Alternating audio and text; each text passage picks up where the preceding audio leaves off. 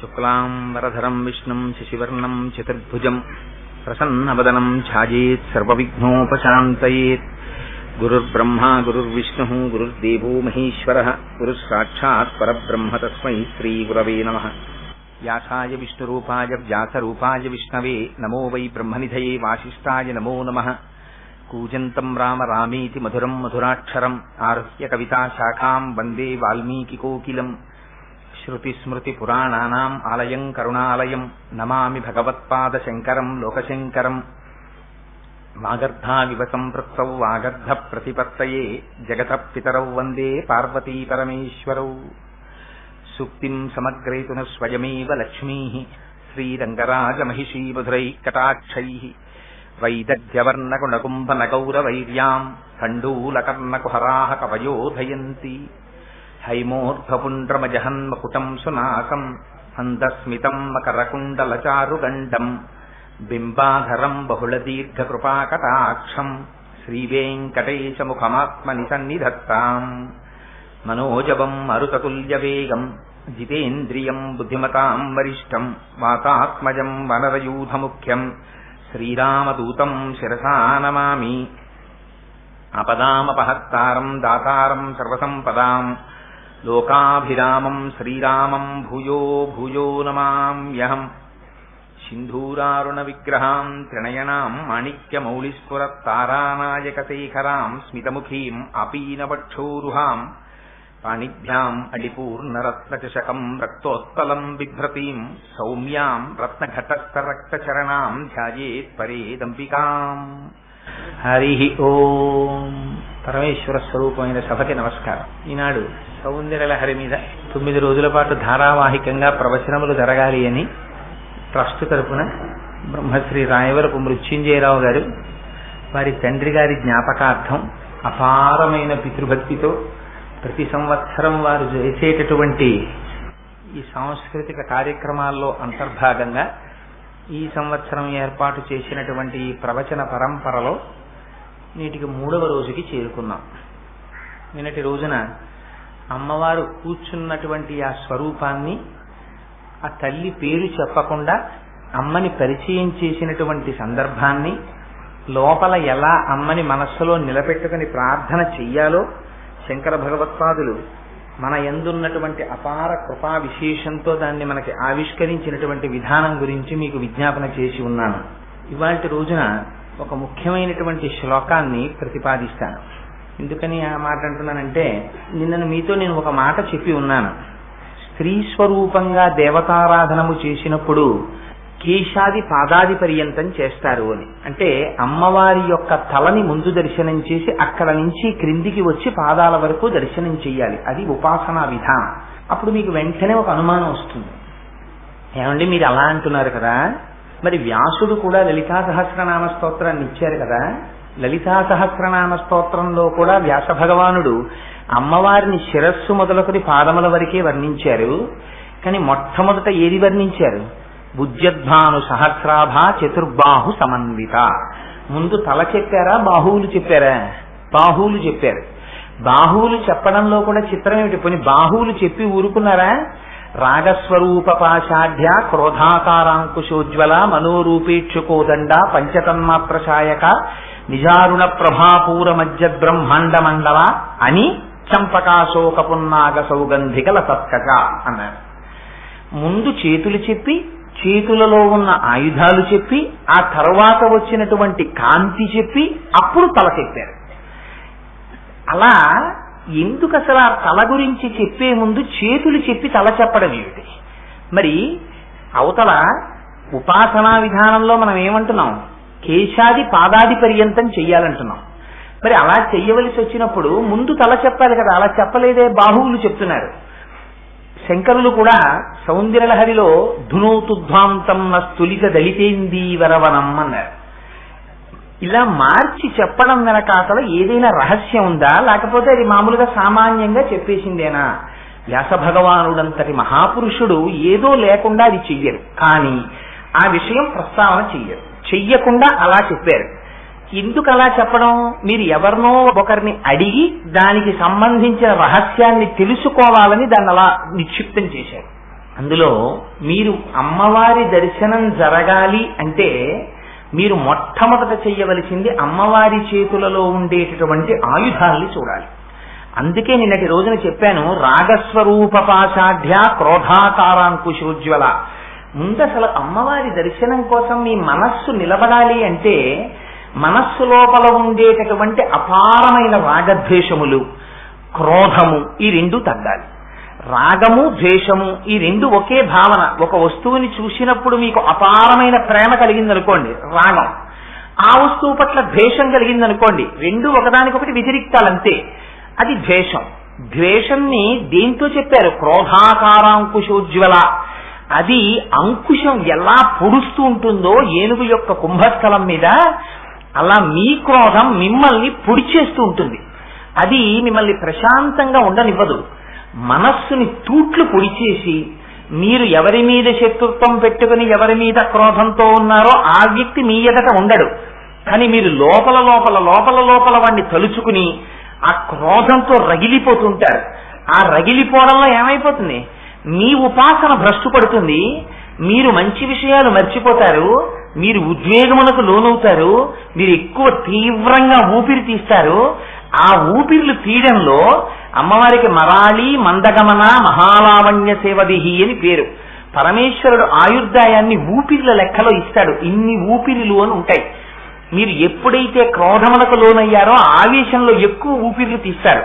చురుకు చురుగ్గా ఊపిర్లు తీయడంలో మీ జీవితాన్ని మీరే తగ్గించేసుకుంటారు.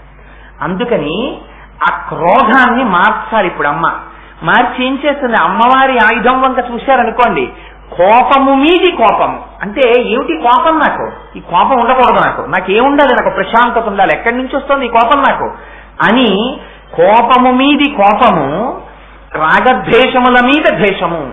నాకు ఎందుకు ఈ ఆశ, నాకు ఎందుకు ఈ ద్వేషం? కలిసి వస్తే సంతోషమా, కలిసి రాకపోతే ద్వేషమా? ఇదంతా మనస్సాడుతున్న నాటకం కాదు అని తెలుసుకోగానే మీరు ఎక్కడికి వెళ్ళారు? మనోరూపేక్షుకోదండ. ఈ విషయం తెలిసిందనుకోండి, ఇప్పుడు ఆ మనస్సు దేని మీద ఆధారపడింది? పంచతన్మాత్రశాయక 5 ఇంద్రియాల మీద ఆధారపడింది. ఇప్పుడు ఈ మనస్సుని నిగ్రహించడానికి ఏం చేస్తారు? ఈ 5 ఇంద్రియాలని తీసుకెళ్లి అమ్మవారి పాదాల దగ్గర పెట్టేస్తారు.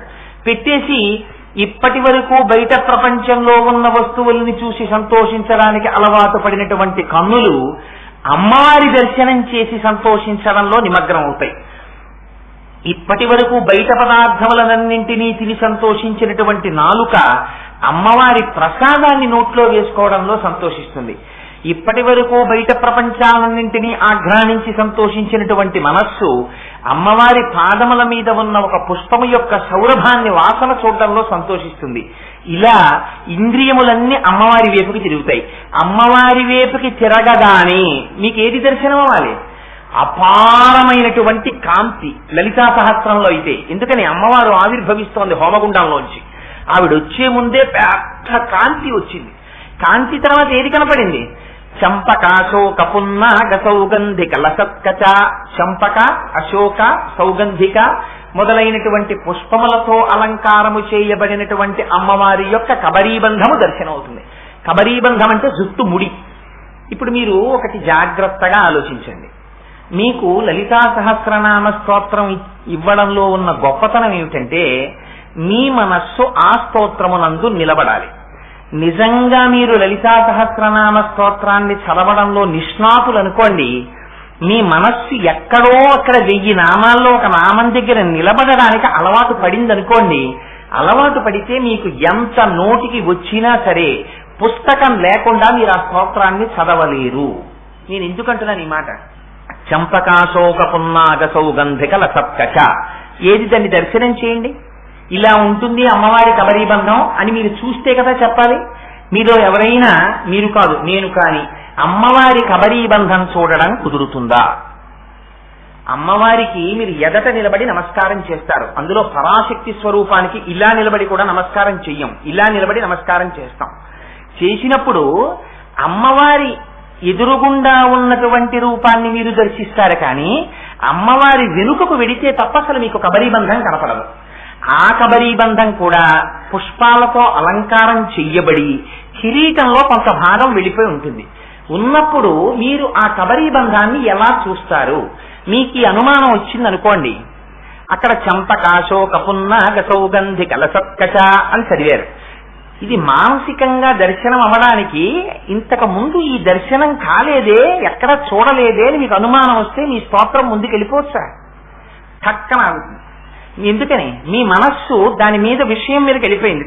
మనస్సు అటు వెళ్ళిపోయింది కాబట్టి జ్ఞాపకం రాదు. తర్వాత నామం ఆగిపోయి చంపకాశోక పున్నాగ సౌగంధి కలసత్కచ, చంపకాశోక పున్నాగ సౌగంధి కలసత్కచ అని అదే నామం చెప్తూ అమ్మవారి కబరీబంధం ఎలా కనపడుతుంది? నేను త్రిపుర సుందర అమ్మవారి గుడికి వెళ్ళాను, అమ్మవారి గుళ్ళో అమ్మవారి ఎదురుగుండా నిలబడ్డాను, అమ్మవారి యొక్క ముఖం ఇలా చంద్రబింబంలా ఉంటుంది, అమ్మ కొంచెం ఇలా ముందుకి వంగినట్టుగా ఉంటుంది, కుచాభ్యాం ఆనంబ్రం కుటిలశశి చూడాలముకుటం అని కిరీటంలో చంద్రవంక ఉంటుంది, మెడలో పెద్ద పుష్పహారాలు ఉంటాయి, కామేశబద్ధ మాంగళ్య సూత్ర శోభిత కంధర అని పెద్ద మంగళ సూత్రం ఉంటుంది, పట్టు పుట్టం కట్టుకుంటుంది, పద్మాసనం వేసుకుంటుంది, ఆ కింద పెట్టినటువంటి పాదముల వంటి వాటి దగ్గర శ్రీచక్రం దగ్గర కుంకుమ అర్చన చేసేసి ఉంటుంది, బాహువులు కనపడతాయి. అమ్మవారి గనక కబరీబంధం నేను ఇప్పుడు చూడలేదే, అందులో పుష్పమాల నేను చూడలేదే, మరి ఎలా చూడడం కుదురుతుంది? అలా పువ్వులతో కబరీబంధం ఉంటుందని ఇందులో చెప్తున్నారే అని మీకు ఇన్ని ఆలోచనలు వచ్చాయనుకోండి, చంపకాశోక పున్నాగ సౌగంధిక రసత్కచాకులు ఇంద మణిశ్రేణి కనత్కోటి ఇరమండిత, అసలు ఆ కబరీబంధం మీద కిరీటం మీకు కనపడిందా? ఆ కిరీటం పక్కన పెడితే కదా కబరీబంధం కనపడితే తర్వాత మళ్ళీ కిరీటం పెట్టి మీరు చూసేది. ఇదే చూడని వారు మీరు అదెక్కడ చూశారు? మరి మీరు చూడడానికి అవకాశం లేని విషయాన్ని ముందెత్తుకున్నారు వ్యాసుల వారు. అసలు అక్కడ రహస్యం అంతా ఉంది. అందుకని అబ్బాయి, అది ఈ కంటితో చూసేది కాదు. విగ్రహం అయినా సరే వెనక్కి వెడితే నీకు కబరీబంధం కనపడుతుంది. త్రిపుర సుందర అమ్మవారి గుడిలోకి వెళ్ళి అయ్యా ఓసారి అమ్మవారి విగ్రహం వెనకాతలకు ఎడతానండి అని మీరంటే పంపుతారా? పంపరు. మరి మీరు ఎప్పుడు చూస్తారు? ఇంకా అందుకే దర్పణ దర్శనము అని ఒకటి చేయిస్తూ ఉంటారు. సరే, అది పక్కన పెట్టండి. ఇది మీరు ధ్యానము చేత మాత్రమే అనుభవించవలే. అందుకని ఆ నామం ఏమిటి? ఆ నామము బాహ్యమునందు దర్శనీయము కాదు. మీరెవ్వరూ బెంగ పెట్టుకోకండి. ఎందుకంటే ఇవాళ ఒక రహస్యం ఉంది. అమ్మవారి నామంలో అమ్మవారి కబరీబంధానికి ఉన్న మొట్టమొదటి లక్షణం ఏమిటో తెలుసా అండి? ఘనం, నల్లటి మబ్బు ఎలా ఉంటుందో అలా ఉంటుంది అమ్మవారి యొక్క కబరీబంధం. అందుకని అవన్నీ వచ్చి అదంతా అమ్మవారి యొక్క కబరీబంధ దర్శనం. అందుకని అది కురిసిన శ్లక్షణం జిగురు జిగురుగా అలాగే ఉంటుంది. అమ్మవారిది ఆ నూనె రాసి మిరిసిపోతున్నట్టుగా ఉంటుంది. అందుకని ఇవాళ నల్ల మబ్బులు వచ్చాయి. ఒకవేళ అవి కురిసినా మనం బెంగపెట్టుకోకర్లేదు. ఒకసారి అలా పైకి చూస్తే కబరీబంధ దర్శనం అయిపోయినట్టే. చేసేసి మనం లోపలికి వెళ్ళి కూర్చుంటాం. అమ్మ మనకి ఇక్కడే మళ్ళీ వేరే ఏర్పాటు చేసింది. పిల్లలు ఎక్కడ తడిసిపోతారో అని అమ్మకి బెంగ. అందుకని ఇక్కడే గొడుగట్టు కూర్చుంది అమ్మ. మనం ఆ గొడుగు కిందకి వెళ్ళిపోతాం. ఏం బెంగలేదు మనకి. అందుకని ఇదిగో ఈ రహస్యాన్ని చెప్పడానికి ఇప్పుడు మీకు ఈ దర్శనం ఎలా అవుతుంది? కేవల ధ్యానము వలన. అలా ధ్యానం చేసి అమ్మవారి కబరీబంధాన్ని చూశారనుకోండి, ఏమవుతుంది? మీరు సాధారణంగా స్త్రీ యొక్క కేశపాశాన్ని చూశారనుకోండి. నేను ఇలా అన్నాను అని మీరు అనుకోకండి. వేదిక మీద కూర్చుని కోటేశ్వరరావు ఇలా అన్నారేంటి అని అనుకోకండి. నేను తేడా చెప్పడానికి చెప్పానంతే.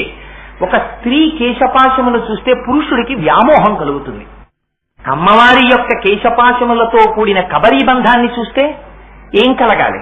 మరి కబరీబంధం మీద ఎందుకంత దృష్టి పెట్టి ఆ నామాన్ని మొట్టమొదటే దర్శనం చేయించినట్టు అంటే, అసలు మీరు ముందు మీలో ఉన్నటువంటి రాగద్వేషాల్ని, మీలో ఉండేటటువంటి క్రోధాన్ని, మీలో ఉన్న ఇంద్రియాల్ని, మీ మనస్సుని తిప్పి అమ్మవారి పాదముల దగ్గర పెడితే తప్ప, భక్తితో నిలబడితే తప్ప మీకసలు కబరీబంధ దర్శనం అవదు. కబరీబంధ దర్శనము అవనంత కాలము అజ్ఞానము పోనట్టే. అజ్ఞానము పోనప్పుడు లలితా సహస్రంలో మిగిలినవి చదివినా మీకు దర్శనము కానట్టే. ఎందుకని? ఈ రహస్యాన్ని శంకరాచార్యుల వారు సౌందర్యలహరిలో విప్పారు. ఎలా విప్పుతారో చూడండి దాని అందం. ఇది శంకరుల యొక్క ప్రజ్ఞంటే, ఇది వ్యాసుల యొక్క ప్రజ్ఞంటే. అందుకని ఆ వ్యాసుడు ఆ లలితా సహస్రంలో ఇచ్చిన నామంలో ఉన్న గుంభనమైన రహస్యాన్ని పుణికిపుచ్చుకుని శంకరులు సౌందర్యలహరిలో అంటారు, ధునోతుధ్వాంతం నస్తులితదలితేందీవరవనం ఘనస్నిగ్ధశ్లేక్షణం చికుర నికురంబం తవ శివే యదీయం సౌరభ్యం సహజముపలబ్ధం సుమనసో వసంతస్మిన్ మన్యే వలమధన వాటీ విటపినా. ఎంత అద్భుతమైన శ్లోకం అంటే, ఈ శ్లోకాన్ని ప్రతిరోజు మీరొక్కసారి జ్ఞాపకం చేసుకుని మానసికంగా శంకరాచార్యుల వారు చెప్పినటువంటి శ్లోకార్థాన్ని లోపల మననం చేస్తే దాని ప్రభావం చేత మీకు తెలియకుండా మీ అజ్ఞానపు చీకట్లు విచ్చిపోతాయి. శంకరులు మొట్టమొదటే ప్రయోగించేశారు. వ్యాసులు చంపకాశోక పున్నాగ సౌగంధిక లసత్కచ అని వదిలేశారు. శంకరులు అన్నారు ధునో తుధ్వాంతం నః. ఆయన యొక్క జగత్తు మీద ఆయనకున్న కృప చూడండి, అందుకని వారు జగదాచార్యులయ్యారు. అజ్ఞానం శంకరాచార్యుల వారికి ఉందా అండి? శంకరులు రాశీభూతమైనటువంటి జ్ఞానము, రాశీభూతమైనటువంటి జ్ఞానమైన శంకరులు, అందున శంకరులు నడిచి వచ్చినటువంటి అమ్మవారి స్వరూపం. ఎందుకని పార్వతీ పరమేశ్వరుల ఇద్దరిలో పరమశివుడు నిర్గుణ బ్రహ్మమై ఉన్నప్పుడు ఆయన అసలు కదలడం. అమ్మవారితో కలిసి అమ్మవారు కదలిక తీసుకొస్తే కదులుతాడు. కదులుతున్న శంకరులంటే పార్వతీ పరమేశ్వరుల యొక్క కూడిన స్వరూపం అది. అటువంటి శంకరులకి అజ్ఞానం ఉంటుందా? ఉండదు. కానీ నహ అంటారు మాకు, అమ్మా ధునో తుధ్వాంతం, చెదరగొట్టేయమ్మా అన్నారు. దీన్ని అజ్ఞానం అనేటటువంటి చీకటిని తొలగొట్టాలి. నువ్వు ఎలా తొలగొట్టాలి? ధునో తుధ్వాంతం స్తులిత దళితేందీవరవనం. నల్ల కలువల తండమును ఒకదాన్ని ఊహించమన్నారు.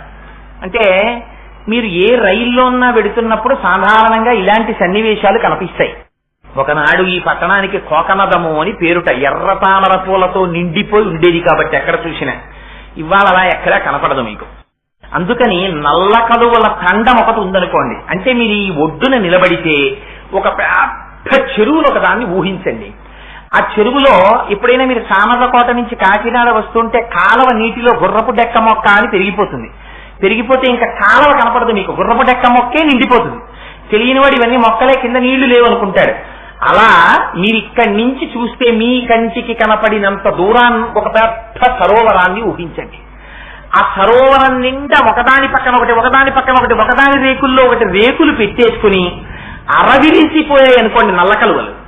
ఇక్కడి నుంచి మీరు నిలబడి చూస్తే అన్ని నల్ల కలువలే. అలా చెరువంతా కనుచూపు ఇటు తిప్పి చూసినా అటు తిప్పి చూసినా నల్ల కలువలతో నిండిపోయి ఉందనుకోండి సరోవరం. అసలు ఆ నల్లటి కలువల్ని చూసేటప్పటికీ మీ కంటికి చల్లదనం కలుగుతుంది. ఎందుకని? ఆ నల్ల కలువకున్నటువంటి శక్తి అటువంటిది. ఇప్పటి వరకు మీ కన్ను రాగద్వేషములకు అలవాటు పడిపోయింది. ఇలా చూడగానే ఒకసారి ప్రీతి, ఒకసారి అప్రీతి, దీనికి అలవాటు పడింది ఈ కన్ను. ఈ కన్ను అమ్మవారి యొక్క జుట్టుని చూసేటప్పటికీ ఆ జుట్టు ఎలా ఉంటుందిట, అది పెద్ద నల్ల కలువల తండంలా ఉంటుందిట. అన్ని నల్ల కలువలు విరబూసేస్తే ఎలా ఉంటుందో అలా ఉందమ్మా నీ జుట్టు. అటువంటి జుట్టుని నేను చూస్తున్నాను. అయితే జుట్టు అనేటప్పటికీ మనకు ఒక అనుమానం వస్తుంది. అమ్మవారు చాలా పెద్ద అమ్మ కదండి. అమ్మలగన్నయమ్మ, ముగురమ్మల మూలపుటమ్మ, చాలా పెద్దమ్మ, సురారులమ్మ, కడుపారడి బుచ్చినయమ్మ, తన్నులు నమ్మిన వేల్పుటమ్మల మనంబున ఉండెడియమ్మ, దుర్గమాయమ్మ, కృపాబ్ధినిచ్చుట మహత్వ కవిత్వ పటుత్వ సంపదల్లని కదా పోతన గారు అన్నారు. వ్యాస భగవానుడు లలితా సహస్రనామ స్తోత్రంలో అమ్మవారిని పూర్వజ అని పిలిచాడమ్మ, అన్నింటికన్నా ముందు పుట్టిందానివి అన్నారు. మరి అంత పెద్దది కదా అమ్మ, అంత పెద్దది కాబట్టి అమ్మ జుట్టు ఈ పాటికి తెల్లబడిపోయి ఉంటుంది కదా. అందుకని అమ్మ జుట్టు తెల్లగా ఉండాలి. కానీ మనకు వచ్చే వెంటనే అనుమానం ఎందుకని? మనం ఏది ఆలోచించినా ఇతపూర్వం మన మనస్సుకు ఉండేటటువంటి అనుభవంతోనే మనస్సు ఆలోచిస్తుంది. అందుకని వెంటనే అంటుంది నమ్మితి నామనంబుల సనాతనులైన ఉమామహేశ్వరులన్ అని కదా రుక్మిణీదేవి అంది. అంత సనాతనులైన ఉమామహేశ్వరులకి అమ్మవారి జుట్టు ఇప్పుడు నల్లగా ఉంటుందా? తెల్లగా అయిపోతుంది, పండు ముత్తైదులాగా. మరి అదేమిటండి శంకరాచార్యుల వారు నల్ల కలువల తండల్లా అంత నల్లటి జుట్టు ఉందంటారు. అలా ఎలా ఉంటుంది అమ్మవారికి? మీ మనస్సు వెంటనే ప్రశ్న వేయాలి. ఈ ప్రశ్న వేసిందనుకోండి మీ మనస్సు అందులో నిలబడుతోందని గుర్తు. ఆ నిలబెట్టడానికి శంకరులు ఎంత ప్రయత్నం చేస్తున్నారో చూడండి. ధునో తుధ్వాంతం తులిత దళితేందీవరవనం. అమ్మా నల్ల కలువల తండం లాంటి జుట్టు, ఈయన నల్లగా ఉండడం ఏమిటండి మరి అంటే అమ్మవారు సాక్షాత్తుగా పరాశక్తి స్వరూపం ఆ తల్లి మనలా కాలగతికి లొంగిపోయేటటువంటి స్వభావం ఉన్నది కాదు ఆవిడ. అందుకే ఆవిడ ఆ ఇద్దరిని సూర్యచంద్రులిద్దరిని తపనోడుపమండల వాళ్ళిద్దరిని చెవులకి ఆభరణముల కింద ధరిస్తుంది. సూర్యచంద్రులిద్దరూ అమ్మవారి చెవులకి ఆభరణములైతే మనందరం దేని వల్ల పడిపోతున్నాం? సూర్యుడు ఉదయించి సూర్యుడు అస్తమిస్తుంటే సమయం అయిపోతూ ఉంటుంది, రోజులు. మనం సంతోషపడిపోతుంటాం, అబ్బా సూర్యుడు ఉదయించాడు సూర్యుడు అస్తమించాడని. కానీ సూర్యోదయ సూర్యాస్తమయాల్లో మన ఆయుర్దాయాన్ని తినేస్తాడు పరమాత్మ. తినేస్తే మన శరీరములు పడిపోతాయి. కానీ అమ్మవారు ఆ సూర్యచంద్రులిద్దరూ అమ్మవారికి ఆభరణములుగా ఉన్నారు. అందున ఈ శ్లోకం చెప్పుకునేటప్పుడు వర్షం పడడం సాక్షాత్తుగా అమ్మవారు మన తల మీద అక్షతలు కురిపించినట్టు. అందుకని సంతోషంగా బయలుదేరండి చక్కగా అందులో. ఓం మాణిక్య వీణాం ఉపలాలయంతీం మదాలసాం మంజుల వాగ్విలాసాం మహేంద్ర నీలద్యుతి కోమలాంగీం మాతంగ కన్యాం మనసా స్మరామి. అందుచేత శంకరులు అన్నారు, ధునోతుధ్వాంతం నస్తులిత దళితేందీవరవనం. నల్ల కలువల తండంలా ఉన్నటువంటి అమ్మవారి యొక్క జుత్తుని చూస్తే, మరి అమ్మ పూర్వజా కదా, అన్ని లోకముల కన్నా ముందు జన్మించినటువంటి ముందు ఆవిర్భవించినటువంటి తల్లి యొక్క జుత్తు తెల్లగా ఉండాలి కదా, మరి అమ్మ జుత్తు నల్లగా ఉండడం ఏమిటి అని మనకు అనుమానం వస్తుందేమోనని. అలా అనుమానం వచ్చింది అంటే దాని నివృత్తి కోసం మీ మనస్సు కొంతసేపు అక్కడ నిలబడాలి. ఈ శ్లోకం కేవలం ధ్యానం చేత మాత్రమే మీరు అనుభవించాలి తప్ప దీన్ని వివరించడం అసలు చాలా కష్టం. ఎందుచేత అంటే మీరు ఎంత ధ్యానం చేస్తే అంత అజ్ఞానాన్ని తీసేస్తుంది అమ్మవారు. అందుకని ఎక్కువ ధ్యానం చేయించడం కోసమని ఆ నామం అలా వచ్చింది. అలా అంటే శంకరులు అన్నారు వెంటనే, అమ్మ పూర్వజ కావచ్చు, కానీ ఒక్క విషయం గుర్తుపెట్టుకోండి, ఆవిడ కన్యాకుమారి కూడా. ఆవిడ అందరిలోనూ బాలాస్వరూపము ఆవిడే, అందరిలోకి వృద్ధురాలు ఆవిడే. స్వరూపం అలా కనపడుతుంది కానీ తల్లి కాలగతికి లొంగినటువంటిది కాదు. ఆవిడ కాలాతీతురాలు, కాలమే ఆవిడ చేత శాసింపబడుతోంది. అటువంటప్పుడు ఇంకా కాలము యొక్క పరీక్షకి లోనై ఆవిడ జుట్టు ఎందుకు తెల్లపడుతుంది? అందుకని తెల్లపడదు కనుక ధునోతుధ్వాంతం నస్తులిత దళితేందీవరవనం. మొదటి ఉపమానం ఏం వేశారు? నల్లటి కలువల యొక్క తోటలా ఉందన్నారు. రెండో చరణంలోకి వచ్చేటప్పటికి మొట్టమొదట వేస్తారు ఘన అంటారు. ఘన అన్న మాట ఎవరికి వాడతారో తెలుసా అండి? కృష్ణ పరమాత్మకి వాడతారు. ఘనశ్యాముడు అంటారు. ఘన అంటే నల్లటి మబ్బు. నల్లటి మబ్బు ఒక్కటే కురుస్తుంది. కురియని మబ్బు అనుకోండి, అది ఉండి ప్రయోజనం లేదు. తెల్ల మబ్బు వస్తుంది, ఉపయోగం ఏముంది? లోకానికి ఉపయోగం ఏమి ఉండదు. తెల్ల మబ్బు వస్తుంది, వెళ్ళిపోతుంది, కురవదు. నల్ల మబ్బు ఆశలు రేపుతుంది. నల్ల మబ్బుని చూడగానే ఒక్కడికి దాహార్తి కలిగింది అనుకోండి, దాహం తీర్చుకుంటారు నీళ్లు తాగి. కానీ సమస్త జీవకోటి బతకాలనుకోండి, దేనివల్ల బతకాలి? ఒక్క మేఘం వల్ల మాత్రమే బతుకుతాడు. మేఘం వచ్చి కురిసిందా అందరి దాహార్తి తీరుతుంది, పంటలు పండుతాయి. సంధ్యావందనం చేసుకోవాలన్నా నీళ్లుండాలి. ఆ నీరు లేని రోజున ధర్మము కూడా లుప్తమైపోతుంది. అందుకని అన్నింటికీ అవసరమైనటువంటి నీటిని కురిపించగలిగినటువంటి నల్లని మేఘం ఎలా ఉంటుందో అలా ఉంటుంది అమ్మవారి యొక్క జుత్తు. అఘన అన్న శబ్దం వాడడంలో ఉన్న గొప్ప రహస్యం ఏమిటి? మేఘాన్ని మీరెవ్వరూ పిలవరు. ఏమండి, చాలా అవసరం మీకుందనుకోండి, మీ ఇంట్లో అటువంటి ఇష్టి జరిగితే తప్ప శుభం కలగదు అన్నారు పెద్దలు. ఎవరో ఏమన్నా ఇష్టి ఎవరు చేయిస్తారండి అన్నారు. ఎక్కడో విశాఖపట్నంలో ఫలానా వారు ఉన్నారండి, వారు మంచి సిద్ధహస్తులు, వారు చేయిస్తారా ఇష్టి అన్నారు. అంటే మీరు ఏం చేస్తారు? సొమ్ముకి వెరవకుండా విశాఖపట్నం వెళ్ళి వారి పాదాలు పట్టుకుని, అయ్యా మీకు తప్పదు, మీరు మా ఇంటికి వచ్చి తప్పకుండా ఆ ఇష్టి చెయ్యాలి అని వారిని తీసుకొస్తారు. మీకు అలాగే లోకమునకు అంతటికీ కూడా తాపం పెరిగిపోయింది. తాపం ఎందుకు పెరుగుతుంది? శంకరాచార్యులు వారు శివానంద లహరిలో చెప్తారు ఈ రహస్యాన్ని. గలంతీ శంభో త్వచ్చరిత సరిత కీల్బిషరజో గలంతీ ధీకుల్యాః సరశుపతంతి విజయతాం దిశంతి సంసార భ్రమణ పరితాపోపశమనం వసంతీమచ్చేతో హృదభువి శివానందలహరి అంటారు. బయట వాన లేకపోతే తాపం ఎలా వస్తుందో భగవంతుని యొక్క అనుగ్రహం కలగనంత కాలం లోపల కూడా సంసార తాపం అలా ఉంటుంది. ఈ తాపం పోవాలంటే బయట తాపం పోవడానికి నల్లమబ్బు వస్తుంది, ఇక్కడ తాపం పోవడానికి అమ్మవారి అనుగ్రహం రావాలి. ఈ అమ్మవారి అనుగ్రహం మీరు పిలిస్తే వచ్చేది కాదు, అమ్మ తనంత తాను కురిపిస్తుంది. మేఘం ఎవరు పిలిచారని వస్తుంది, పిలవకుండా మేఘం వస్తుంది. మీరు కురు అని అడగక్కర్లేదు, కురిసేస్తుంది. కురిసేసి అయ్యో మేఘమా ఇంత నీరు కురిశావా అని మీరేం కృతజ్ఞత చెప్పక్కర్లేదు. మీరు చెప్పినా చెప్పకపోయినా అమ్మయ్యా నేను కురిసేశానని మేఘం వెళ్ళిపోతుంది. అలా మీరు ఏం చేశారు కనుక మీరు అమ్మవారి కబరీ బంధం చూశారు. చూసినంత మాత్రం చేత అయ్యో నా కోసమని వచ్చి ఏమిటి కబరీ బంధం చూడడంలో గొప్పతనం, అదే నేను చెప్పింది. కబరీ బంధం మీరు ఈ కంటితో అమ్మవారి వెనక్కి వెళ్ళి ఎప్పుడూ చూడరు. మీరు అమ్మవారి మూర్తిని ఇలా చూశారనుకోండి, ఎక్కడైనా ముద్ర వేసిన దాన్ని ఫోటోలు అంటే నాకు ఇష్టం ఉండదు, అమ్మవారే నా దృష్టిలో. అందుకని నేను ఫోటో అన్న మాట వాడడానికి అంత ఇష్టపడ్డాం. చూస్తే మీకు ముందు భాగం కనపడుతుంది, వెనక్కి తిరిగిన భాగం మీకు ఎలా కనపడుతుంది, మీకు కనపడదు. అంత కోరిక ఉంటే చూడాలని ఒక్క చోట చూడడానికి కుదురుతుంది. మీరు ఎప్పుడైనా ర్యాలీ వెడితే అక్కడ ముందు జగన్మోహనుడిగా ఉన్న స్వామికి వెనక్కాతలకి మీరు వెడితే జగన్మోహినిగా ఉంటుంది. అక్కడ మీరు కబరీ బంధాన్ని చూడొచ్చు. ఆ కబరీ బంధాన్ని మీరు ఎప్పుడైనా చూసి మనసులో బాగా ధ్యానం చెయ్యాలి. ఇక్కడ జ్ఞాపకం ఉండాలి. నల్లటి కబరీ బంధాన్ని చూస్తే నల్లటి మబ్బును చూసేసినట్టే. నల్లటి మబ్బు వచ్చిందనుకోండి, ఇంకా మీరు అమ్మో ఈ మబ్బు వచ్చింది, కురుస్తుందో వెళ్ళిపోతుందో బెంగెట్టుకోక్కర్లేదు. ఏమండి నల్లటి మబ్బు ఉన్న వెలుతురిని తీసేసి చీకటి చేసేస్తుంది. చీకటి చేసేసిన మబ్బు తాపాన్ని ఎలా పోగొడుతుంది, మీరు అనుభవిస్తేనే తెలియాలంతే.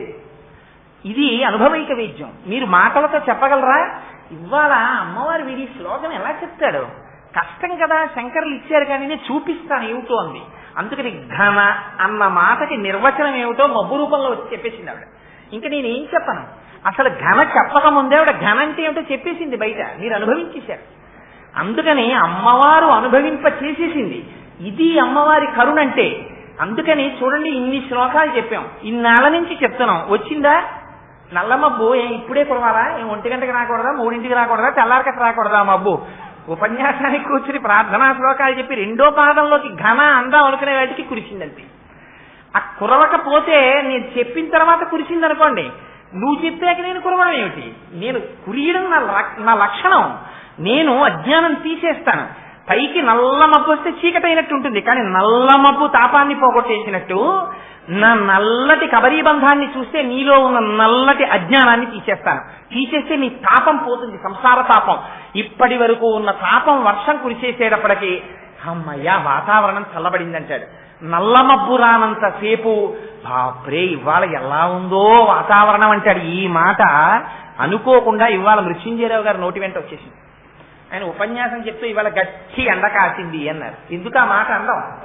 ఆయన ఏమన్నా మనం చెప్పమన్నామా వాతావరణం గురించి? మీరు ముందోసారి చెప్పండి అన్నామా? అమ్మవారు శ్లోకానికి ముందే ఆ మాట చెప్పేసింది. మీరు ఇప్పటి వరకు సంసార తాపమునందున్నారు. ఈ శ్లోకం వినడం చేత మీ జన్మాంతర సుకృతముగా అజ్ఞానమును తీస్తున్నారు. మీరు ఈ మనుష్య జన్మ యొక్క ఫలితాన్ని పొందారు అని నోటితో చెప్పకుండా మబ్బుగా వచ్చి కురిసింది తల్లి. అందుకని ఆ మేఘం నాకు మేఘంలా కనపడలేదు, అమ్మవారి కబరీబంధంగానే చూసి నేను నమస్కారం చేసుకున్నాను. సరే, అందుచేత ఘన శిలక్షణం. ఇవాళ నిజంగా మబ్బు రాకపోతే నేను ఈ ఘన గురించి ఎంతసేపు ఘనంగా కొట్టుకుండేవాడినో అది చెప్పడానికి. శిలక్షణం అంటే ఏమిటో తెలుసా అండి? నల్లగా ఉన్న వస్తువుని మీరు చూసినప్పుడు కంటికి బా ఏమిటి అంత నల్లగా ఉంది అన్నట్టుండకూడదుట. అమ్మవారి జుత్తు ఎలా ఉంటుందిట? శిలక్షణం అంటే మిరుపులు కింద చక్కటి నూనె రాశారనుకోండి, శిలక్షణ. స్నిగ్ధ అన్న మాటలోంచే స్నేహ అంటే మనస్సులో కలిసి ఉండడం. స్టికి అంట ఇంగ్లీష్ లో, ఒకదానికోటి అంటుకుని ఉండడం. అలా అమ్మవారి జుత్తుకి చక్కగా ఏదో అందమైన సువాసనతో కూడినటువంటి నూనె రాస్తే ఆ జుట్టు మిరిసిపోతూ ఎంత అందంగా ఉంటుందో, ఇలా ముట్టుకునేటప్పటికి ఎంత మెత్తగా ఉంటుందో. ఎవరైనా అమ్మవారి కబరీబంధం దగ్గరికి వెళ్ళి అమ్మవారి జుత్తుని ఇలా ముట్టుకుని చూడగలరా అండి? చూడలేరు. మరి ఎందుకు శంకరాచార్యులు వారు ఇంత కష్టపడి ఆ మాటలే వేయడం? పెద్ద పెద్ద మాటలా? పెద్ద పెద్ద మాటలు వేసేస్తే వీళ్ళు మళ్ళీ రేపు పొద్దున్న శ్లోకం చదువుకోలేరు, పైకి మనస్సులో చెప్పుకోలేరు. చిన్ని చిన్ని మాటలు వెయ్యాలి, పెద్ద పెద్ద అర్థాలు ఉండాలి, వీళ్ళని తరింపజేసేయాలి. ఎంత తాపత్రయమో చూడండి ఆయనకి. అందుకని ఘన, స్నిగ్ధ. స్నిగ్ధ అంటే మిరిసిపోతూ మెత్తగా, ఇలా ముట్టుకుంటే పువ్వు ఎలా ఉంటుందో అంతకన్నా సౌకుమార్యంగా శ్లక్షణం. పుని అంత జుత్తుందని, ఆ జుత్తు స్త్రీ జుత్తు విరబోసుకుని ఎప్పుడూ కనపడకూడదు.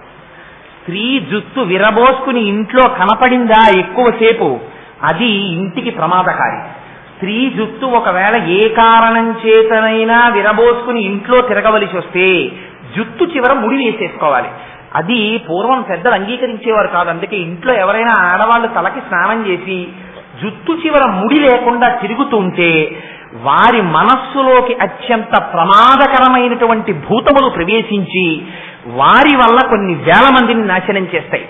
ఇవాళ చాలా మందికి జుత్తు చివర ముడులు లేనటువంటి జుత్తులే సమాజానికి ప్రమాదములకు కారణం. నేను ఉన్నమాట ఉన్నట్టు చెప్పనప్పుడు నేను ఇక్కడ కూర్చోవడానికి విరిచిన నాడు నేను చెప్పడం అనవసరం, కూర్చోవడం మానేయడం మంచిది. అందుకని ఉన్నమాట ఉన్నట్టు చెప్పాను తప్ప నేను ఎవరిని విమర్శించాలన్నది నా భావన కాదు. అందుకని శంకరులు అంటారు శ్లక్షణం. శ్లక్షణం అంటే ముడులు లేని జుత్తు, జుత్తు చిక్కులు పడి ఉండకూడదు.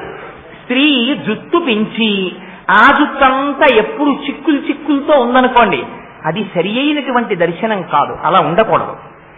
జుత్తు చిక్కు ముడులు లేనిదై ఉండాలి. చిక్కు ముడి వేస్తుంది జుత్తుని. ఎంత అందంగా మాట్లాడేశారో చూడండి. శ్లక్షణం అంటే చిక్కుముడులు లేవు. అంటే కబరీబంధమునందు శ్రద్ధ కలిగినటువంటి కబరీబంధం. ఎందుకని? ఆ కబరీబంధం ఎంత కాలం సోయగంగా ఉండి ఆ కబరీబంధమునకు పుష్పములు అలంకారము చేయబడ్డాయో అంతకాలము ఆ ఇంటిలో ఉన్న స్త్రీ సువాసిని అని గుర్తు. ఆవిడ సువాసినిగా ఉన్నంత కాలం ఆవిడ భర్త బతికున్నాడని గుర్తు. భర్త బతికుండడమే ఇంటికి ఐశ్వర్యం. అందుకని అది చెప్పడానికి శ్లక్షణం. పరమశివుని యొక్క ఆయుర్దాయం అంతా దేనివల్ల? అమ్మవారి యొక్క సర్వమంగళా స్వరూపం వల్ల వస్తోంది. ఇదిగో ఇది చెప్తున్నారు శంకరాచార్యులు శ్లక్షణం. అందుకని చిక్కులు లేనటువంటి జుత్తు కలిగినటువంటి తల్లి. ఇదిగో రేపు మనం ఇలాంటి అమ్మవారిని ఇవాళ ఏ భావనతో ధ్యానం చేస్తున్నామో ఇదిగో అటువంటి సువాసిని కనుక ఆవిడ సువాసిన్యర్చన ప్రీత. ఎవరికి సువాసినీత్వం ఉన్నదో ఆ సువాసినీత్వము అమ్మవారి అనుగ్రహం ఉన్నంతసేపు ఉన్నదని గుర్తు. అందుకని రేపటి రోజున నామములు చెప్పే వాళ్ళందరూ సువాసినులు మాత్రమే చెప్తారు. మగవాళ్లు చెప్దామనుకున్న వాళ్ళు చొక్కాలు తీసిన వాళ్ళు చెప్తారు. ఆడవాళ్లు చెప్పేవాళ్ళు సువాసినులు మాత్రం చెప్తారు. ఎందుకంటే సౌందర్యలహరికి అంతర్గతంగా చేస్తున్నటువంటి సువాసిని పూజ కనుక సువాసిని సువాసిన్యర్చన ప్రీత. కాని వారు చూస్తూ కూర్చోండి. అమ్మవారి చైతన్య కుసుమారాధ్య నేను ఇస్తాను అని మీకు నమ్మకం కలిగించడానికి వాళ్ళ ఆవిడ మొబ్బై కురిచేస్తోంది బయట. నన్ను నమ్మండి, నేను ఇలా కురుస్తాను మీకు అన్ని. అమ్మ అభయం ఇస్తోంది. అందుకని ధునోదుధ్వాంతం తులితదళితేందీవరవనం ఘన స్నిగ్ధం శ్లక్షణం చికురనికురంబం తవ శివే. అమ్మా నీ జుత్తుందే, ఆ కబరీ బంధం ఉందే, ఆ ముడి, ఆ ముడిని దర్శనం చేస్తుంటే అమ్మా మా మనస్సు పొంగిపోతోందమ్మా. లోపల ఉన్న అజ్ఞాన తిమిరములు ఎగిరిపోతున్నాయి. ఆ చీకటి, నల్లటి జుత్తు చూస్తే చీకటి ఎలా పోతుందండి? అదే నేను ఇందాక చెప్పింది. మబ్బు వస్తే చీకటి పెరగాలి కానీ తాపం ఎలా తగ్గిందండి? అనుభవైక వైద్యంగా చూశాం.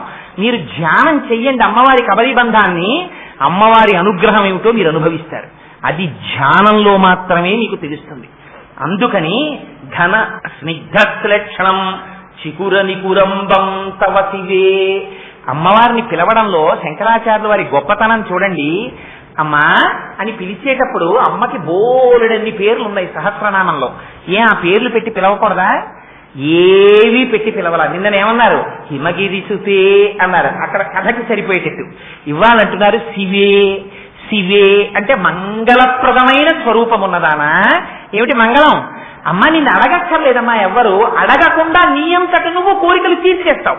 ఒక్కసారి ఏం చూడాలమ్మా, నీ కబరీ బంధాన్ని ఇలా దర్శనం చేస్తూ సంతోషంగా, అందులో మీరు సువాసినులు అయినటువంటి వారికి పువ్వులు ముడుచుకోవడం మరింత అలవాటు ఉంటుంది.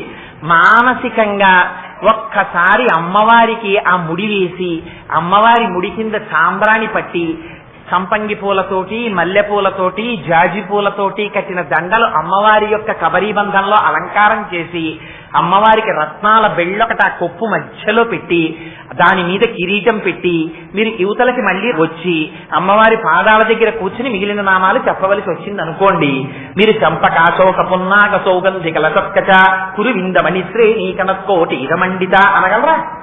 ఆగాలి. అక్కడ ఆగి ఏం చెయ్యాలి? ఒక్కసారి అమ్మ కబరీ బంధం చూడాలప్ప, ఎంత జుత్తు అని ఆ జుత్తు చేతుల్లోకి తీసుకుని మురిసిపోయి కళ్ళకద్దుకుని అది ముడేసి, ఇంత ముడైన తర్వాత అమ్మ నవ్వుతూ కూర్చుంటే, అమ్మా ఎంత ముడెమ్మా అని పక్క బంగారు పళ్ళెంలోంచి పువ్వుల దండలు తీసి అమ్మవారి కబరీ బంధానికి అలంకారం చేసి పొంగిపోయి ఆ జుత్తుకి తడి లేకుండా కింద ఒక్కసారి సాంబ్రాణి పట్టి, ఇక్కడ అసలు గమ్మత్తు వస్తోంది చూసారా. ధ్యానంలో రకరకాలు రావడానికి కారణం శంకరులు వెంటనే ఒక మళ్ళీ మాట అన్నారు. ఏమిటా మాట? అసలు నిజంగా నీకు అనుమానం వస్తుంది రాలా విడితే అన్నారు. ఇది ధ్యానపరమైన శ్లోకము అని మీరు ఈ ఒక్క శ్లోకం చాలండి ఉద్ధరించేస్తుంది. ఎందుకంటే ఇందులో పాదం దాటి పాదంలో కెడుతుంటే ఎన్ని రహస్యాలు చెప్తారో చూడండి శంకరాచార్యులు వారు. మీరు పువ్వులు పట్టుకుని ఇంకా లోపలికి వెళ్ళలేదు అసలు పూజా మందిరంలోకి. పువ్వులు ఇంకా తెచ్చుకోవాలి. అమ్మవారి కొప్పు ముడి వేసి చూస్తున్నారు. అమ్మవారి కొప్పు ముడి చూస్తుంటేట ఘన స్నిగ్ధ శ్లేక్షణం చికుర నికురంబం తవ శివే. శివే, ఓ పరమశివుని ఇల్లాలా, అమ్మా మంగళప్రదమైన స్వరూపమున్నదానా, అవ్యాజ కరుణామూర్తి, యదీయం సౌరభ్యం సహజముపలబ్ధం. అమ్మా నీ కబరీ బంధంలోంచి సువాసన వస్తోందమ్మా అన్నారు. ఎప్పుడు రావాలి సువాసన? ఎక్కడి నుంచి వస్తుంది? పువ్వులు పట్టుకొస్తేనే సువాసన వస్తుంది, లేకపోతే అగరత్తు వెలిగిస్తే వస్తుంది. అసలు ముందు పుష్పాలతో మీరు పూజ చేయకుండా ధూపం వేస్తారా? పుష్పాలతో పూజ చేశాక ధూపం వేస్తారు. పుష్పాలు తీసుకొచ్చి ఇంకా మీరు అలంకారం చేశారా కొప్పులో? చెయ్యలేదు. మీరు మానసికంగా వెళ్ళినా అంతే దాని అర్థం. ఆ కొప్పులోంచి సువాసన వచ్చేస్తోంది. ఇదేమిటమ్మా? సహజముపలబ్ధం. పైగా అమ్మ చిత్రం ఏమిటో తెలుసా? ఇంతకు ముందు నువ్వు పువ్వులు పెట్టుకుని పెట్టుకుని పెట్టుకుని పెట్టుకుని రకరకాల పువ్వులన్నీ పెట్టుకోవడం వల్ల ఆ కొప్పుకి సువాసన వస్తోంది అనుకుందామంటే, అమ్మా ఇది పువ్వులు పెట్టుకోవడం వల్ల వస్తున్న సువాసన కాదు, ఆ జుట్టుకి సహజంగా సువాసన ఉంది. అది విచిత్రం. ఇది నచ్చీరుడు నమ్మలేదు. పరమశివుడు రాసిచ్చాడు శ్లోకం, పార్వతీదేవి యొక్క కేశపాశమునకు సహజ సుగంధం ఉన్నది అని. అదేమిటయా జుట్టుకి సువాసన ఎక్కడ ఉంటుంది? నేను నమ్మనన్నాడు. నువ్వు వెళ్ళి చెప్పరా ఈ మాట అన్నారు పరమశివుడు రాజ్యసభలో. నేను చెప్పను, నేను నమ్మను, ఎలా ఉంటుంది సువాసన అన్నాడు. నీకు అనారోగ్యం వస్తుందన్నారు. ఆయనకి అనారోగ్యం వచ్చి శుష్కించిపోయాడు. అప్పుడు మళ్ళీ పెద్ద గ్రంథం ఒకటి రాశాడు. రాసి అమ్మవారిని అయ్యవారిని ఉద్దేశించి స్తోత్రం చేశాడు. మళ్ళీ ఆరోగ్యం వచ్చింది. అందుకని సహజముపలబ్ధం సుమనత. అక్కడ అమ్మ నీ కబరీ బంధానికి సహజమైనటువంటి సువాసన ఉంది. ఎటువంటి సువాసనో తెలుసా అన్నది? వసంతస్మిన్ మన్యే వలమధన వాటి విటపినాం. అదిగో దేవేంద్రుడున్నాడే, ఆ దేవేంద్రుడి యొక్క తోటలో ఉద్యానవనంలో కల్పవృక్షం ఉంది.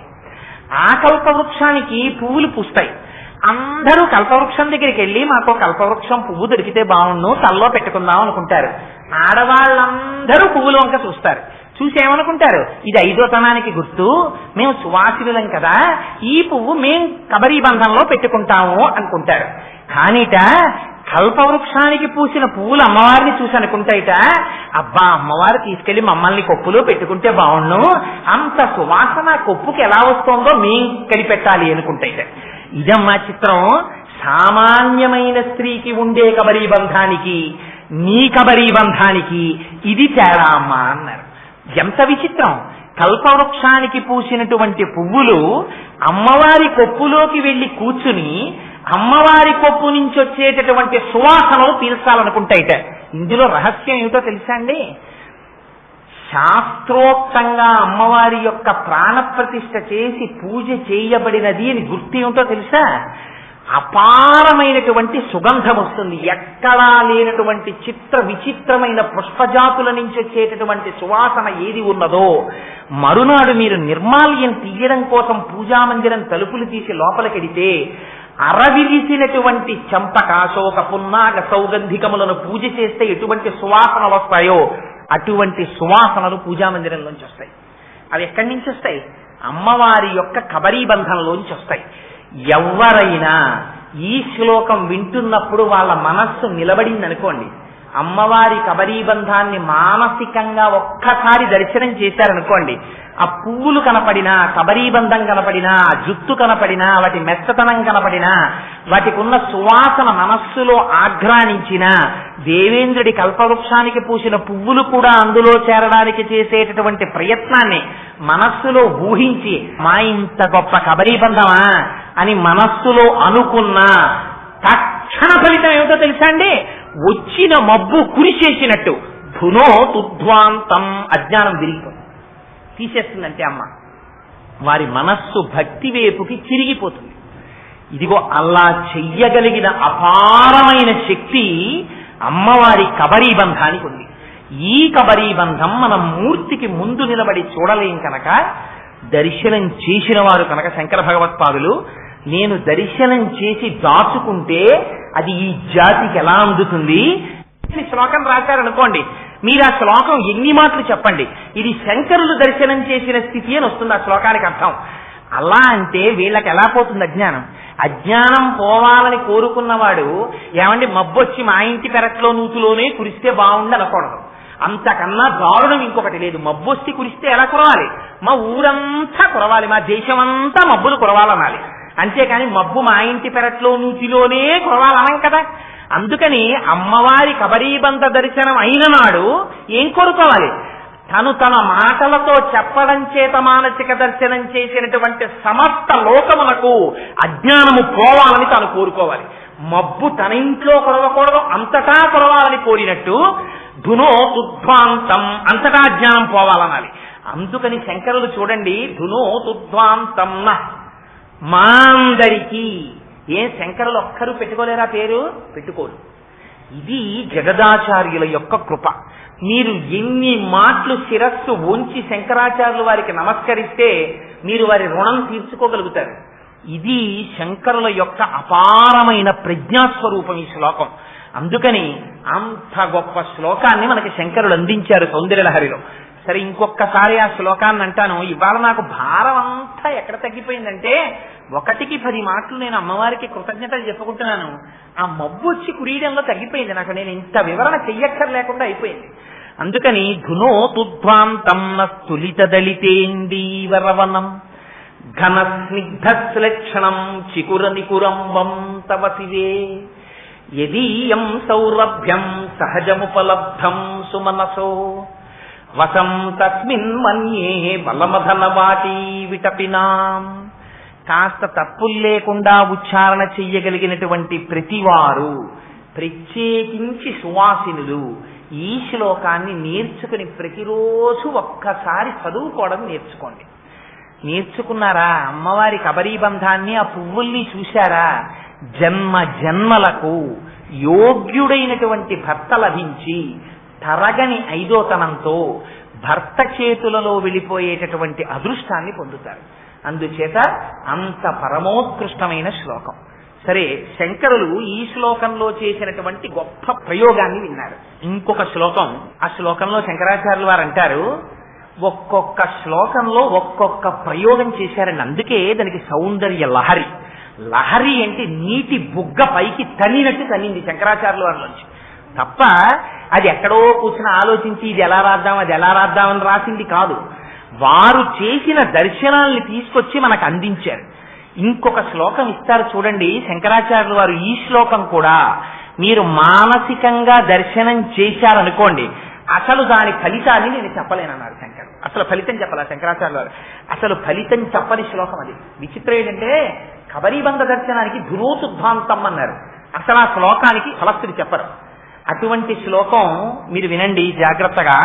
రణీజిత్వా దైత్యానపహృత శిరస్త్రైః కవచిభిః నివృత్యై చండాంశ త్రిపురహర నిర్మాల్య విముఖై విశాఖేంద్రోపేంద్రో శశి విశద కర్పూర చకలాహ అని వసంతస్మిన్ అని విలీయంతే మాతస్తవ వదన తాంబూల కబలాహ. ఎంత గొప్ప శ్లోకం అంటే అది ఒక గొప్ప సన్నివేశాన్ని మీకు తీసుకొచ్చి చూపిస్తున్నారు శంకరాచార్యులు వారు. అమ్మవారు ఒకనాడు అంతఃపురంలో కూర్చుంది మణిద్వీపంలో. ఎక్కడో శత్రువులు రాక్షసులు బయలుదేరారు, అల్లరి చేస్తున్నారు. అల్లరి చేస్తుంటే అమ్మ మొట్టమొదట పిలిచిందిట. ఎవరిని పిలిచింది? విశాఖేంద్రోపేంద్రో, విశాఖుణ్ణి పిలిచిందిట. విశాఖుడు అంటే ఎవరు? విశాఖుడు అంటే సుబ్రహ్మణ్యేశ్వరుడు, స్కందుడు. సుబ్రహ్మణ్యుడు అమ్మవారి యొక్క సమస్త తేజస్సుని పునికి పుచ్చుకున్నవాడు. ఎందుకని అంటే అదో మళ్ళీ చాలా పెద్ద కథ. ఇప్పుడు నేను ఆ కుమార సంభవం వెనకాతలో ఉన్న రహస్యం అంతా ఎక్కడ చెప్పగలను కానీ ఒక్క విషయం చెప్తాను. ఒకనాడు పరమశివుడు సనక సనందనాది మహర్షుల్లో ఒకరిని అడిగారు, నువ్వు నాకు కొడుకువై పుట్టాలి అని. ఆయన అన్నాడు, తప్పకుండా పుడతానన్నాడు. అయితే అమ్మవారు సంతోషపడిపోతుంటే ఆయన అన్నాడు, అమ్మ నువ్వెందుకు సంతోషిస్తున్నావు? నేను అమ్మ కడుపులో ప్రవేశించాను, నేను ఆయనకి కొడుకుగా వస్తాను, ఆయనకే కొడుకుగా వస్తానన్నాడు. అదేంటి అలా ఎలా కుదురుతుందండి? అందుకే సుబ్రహ్మణ్యేశ్వర స్వామి వారి అవతారంలో పరమశివుని యొక్క వీర్యము పార్వతీదేవిలో ప్రవేశించదు. అసలు ప్రవేశించకుండా స్కందుడై స్ఖలనమైనటువంటి వీర్యంలోంచి ఆయన 6 ముఖాలతో వ్యుత్పత్తి చెందుతాడు. కానీ ఆవిడ ఒకటి అడిగింది, నేను తపస్సు చేసినటువంటి ప్రదేశం ఒకటి ఉంది, అక్కడ నా శరీరం నీరుగా ఉంది, నువ్వు ఆ సరస్సులోంచి బయటికి రావాలని అడిగింది. అందుకని శరవణ భవ, ఆయన మంత్రం కూడా శరవణ భవ సుబ్రహ్మణ్యేశ్వరుడిది. అందుకని ఆ తపోగుండంలోంచి, ఆ నీటి గుండంలోంచి బయటికి వచ్చాడు ఆయన. అందుకే మీరు చూడండి, సుబ్రహ్మణ్యేశ్వర స్వామి వారిని కానీ మీరు చూస్తే ఎంత అందమో చెప్పలేను. అమ్మవారు ఎంత అందమో అంత అందం మీకు ఇద్దరిలో కనపడుతుంది. ఒకరు శ్రీ మహావిష్ణువు, ఎందుచేతనంటే స్త్రీగా ఉన్న అమ్మవారే పురుషుడుగా ఉంటే శ్రీ మహావిష్ణువు. అందుకే విష్ణుమూర్తి కూడా పరమశివుల్లో దేహార్థ భాగాన్ని పొందుతారు. అందుకని అయ్యవారంత అందంగా ఉంటారు విష్ణువు. మళ్ళీ సుబ్రహ్మణ్యుడు అంత అందగాడు. ఆయన ఇలా శక్తి పట్టుకుని ఒక్కొక్క చోట అయితే కేవలం గోచి పెట్టుకుని నిలబడ్డాడు మహానుభావుడు. అయినా సరే ఇలా నిలబడితే ఎంత అందమో, ఆ బుగ్గలు చూస్తే ఆ ఎర్రటి బుగ్గలు. నిజంగా సుబ్రహ్మణ్యేశ్వర స్వామి వారి తాలూకా మూర్తిని అలా పెట్టుకున్నారు అనుకోండి, మీరు పెట్టుకుంటే ఆయన్ని చూస్తే నమస్కారం చెయ్యబుద్ధి కన్నా ఓసారి బుగ్గలకి వెళ్ళాలనిపిస్తుంది.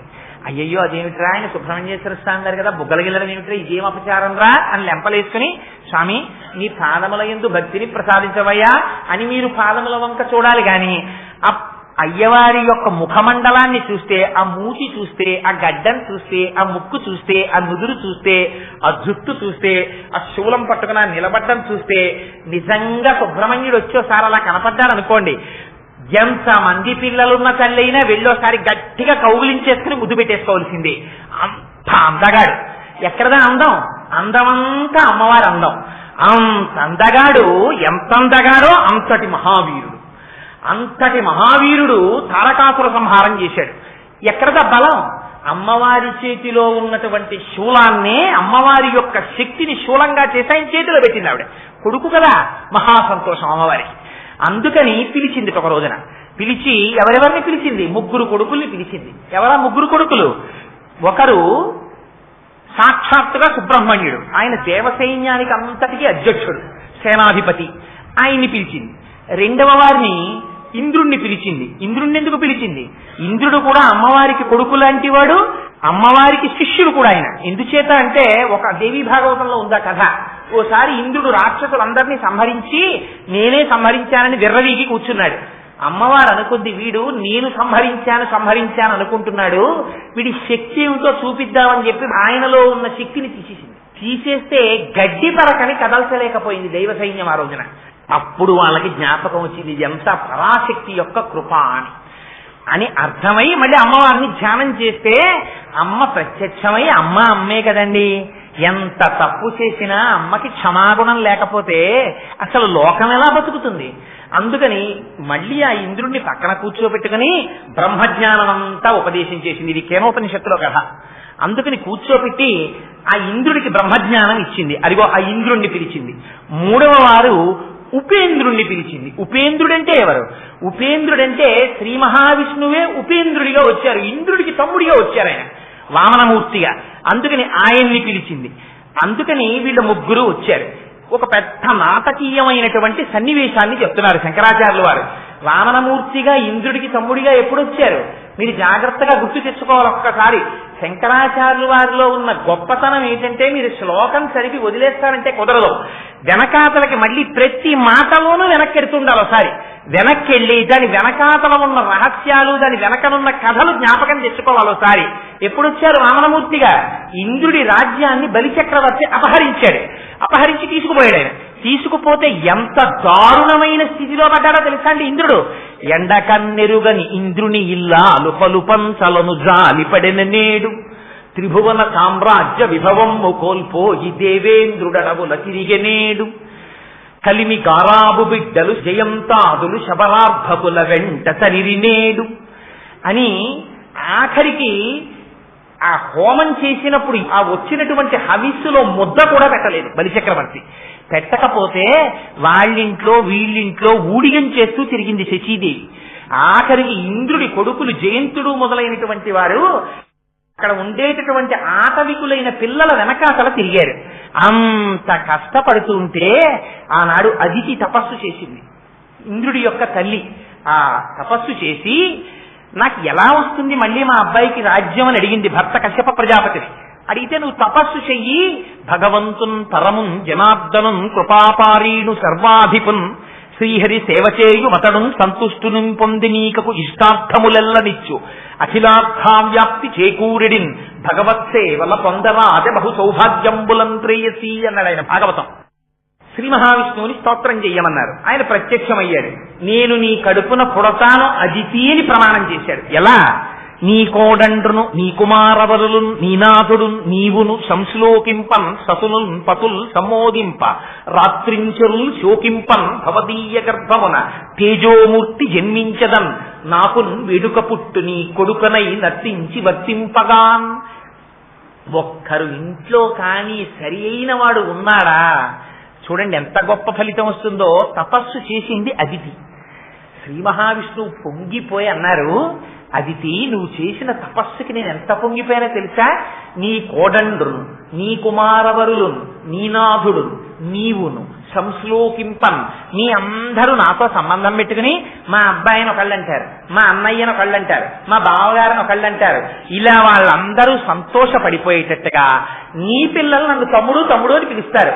నేను శ్రీ మహావిష్ణువుని శ్రీమన్నారాయణుణ్ణి. నన్ను ఎవరైనా తమ్ముడు తమ్ముడని పిలిచేవాళ్ళు ఉన్నారా ప్రపంచంలో? కానీ నీకు వరం ఇస్తున్నాను, నీ బిడ్డలు నన్ను తమ్ముడని పిలుస్తారు రాబో కాలంలో. అందుకని అలా నేను వస్తున్నాను. ఎలా వస్తాను? నాకు వెడుక పుట్టు నీ సుతుడనై నర్తించి వర్తింపగాన్. నీ తపస్సుకి ఎంత పొంగిపోయినా తెలుసా అదితి? నీ కడుపులో ఉండి నీ కడుపులోంచి బయటికి వచ్చి నీ కడుపునని ఆడుకుంటాను నీ ఇంట్లో. నీ కొడుకునని నీ పిల్లలకి తమ్ముడిగా వస్తాను. మిగిలిన అవతారాల్లో వచ్చిన రాక్షస సంహారం చేసి వెళ్ళిపోతాను.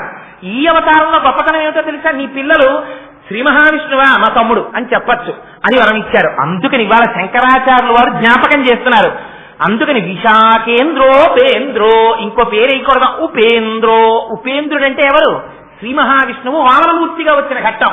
ఇంద్రుడికి తమ్ముడిగా వచ్చారు కాబట్టి ఉపేంద్రుడు. వాత్సల్యాన్ని చూపిస్తున్నారు. ఎందుకు ఇన్ని మాటలు? అమ్మవారు అయ్యవారుగా ఉంటే శ్రీ మహావిష్ణువు, అమ్మవారిగా ఉన్నా అదే వాత్సల్యం, అయ్యవారిగా ఉన్నా అదే వాత్సల్యం. ఇది అమ్మవారి యొక్క గుణం. ఇది మీకు జ్ఞాపకం రావడం కోసమని ఇంకొక పేరు ఇంకో పేరు వేయకూడదా? విష్ణు సహస్రంలో ఎన్ని పేర్లున్నాయి స్వామికి? విశాఖేంద్రోపేంద్రో ఉపేంద్రుడు అన్నారు. పుట్టినవాడు ఇంద్రుడికి తమ్ముడు అనిపించుకోవడానికి వరస కలుపుకోవడానికి అనుమతి ఇచ్చేశారు. అందుకని ఇంద్రుడు ఇంద్రుడి తమ్ముడు ఉపేంద్రుడు అన్నారు. ఇప్పుడు వామనమూర్తిగానే పెడుతున్నది, శ్రీ మహావిష్ణువుగానే పెడుతున్నారు. కానీ ఉపేంద్రుడని పిలుస్తారంటే ఆయన యొక్క వాత్సల్యాన్ని చూపిస్తారు శంకరాచార్యులు వారు. అందుకని విశాఖేంద్రోపేంద్రో వీళ్ళ ముగ్గురిని పిలిచింది అమ్మ.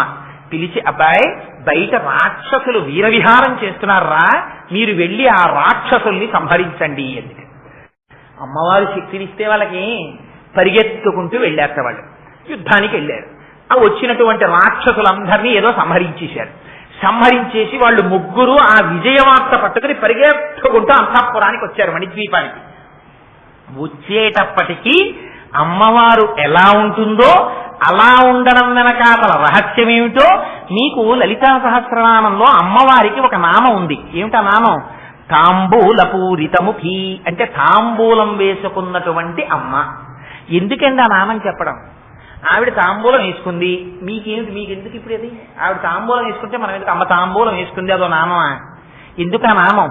అందులో ఒక రహస్యం ఉంది. ఏమిటో తెలుసా అండి? నిన్నను సమయం అయిపోతోందని నేను కొన్ని శ్లోకాలు కుదించేస్తున్నానన్నానే, ఇవాళ చెప్పేస్తాను రహస్యం ఎక్కడ కుదించేస్తున్నానో. కొన్ని దరిద్రాణం చింతామణి గుణనిక అన్నారు శంకరాచార్యుల వారు నిన్న.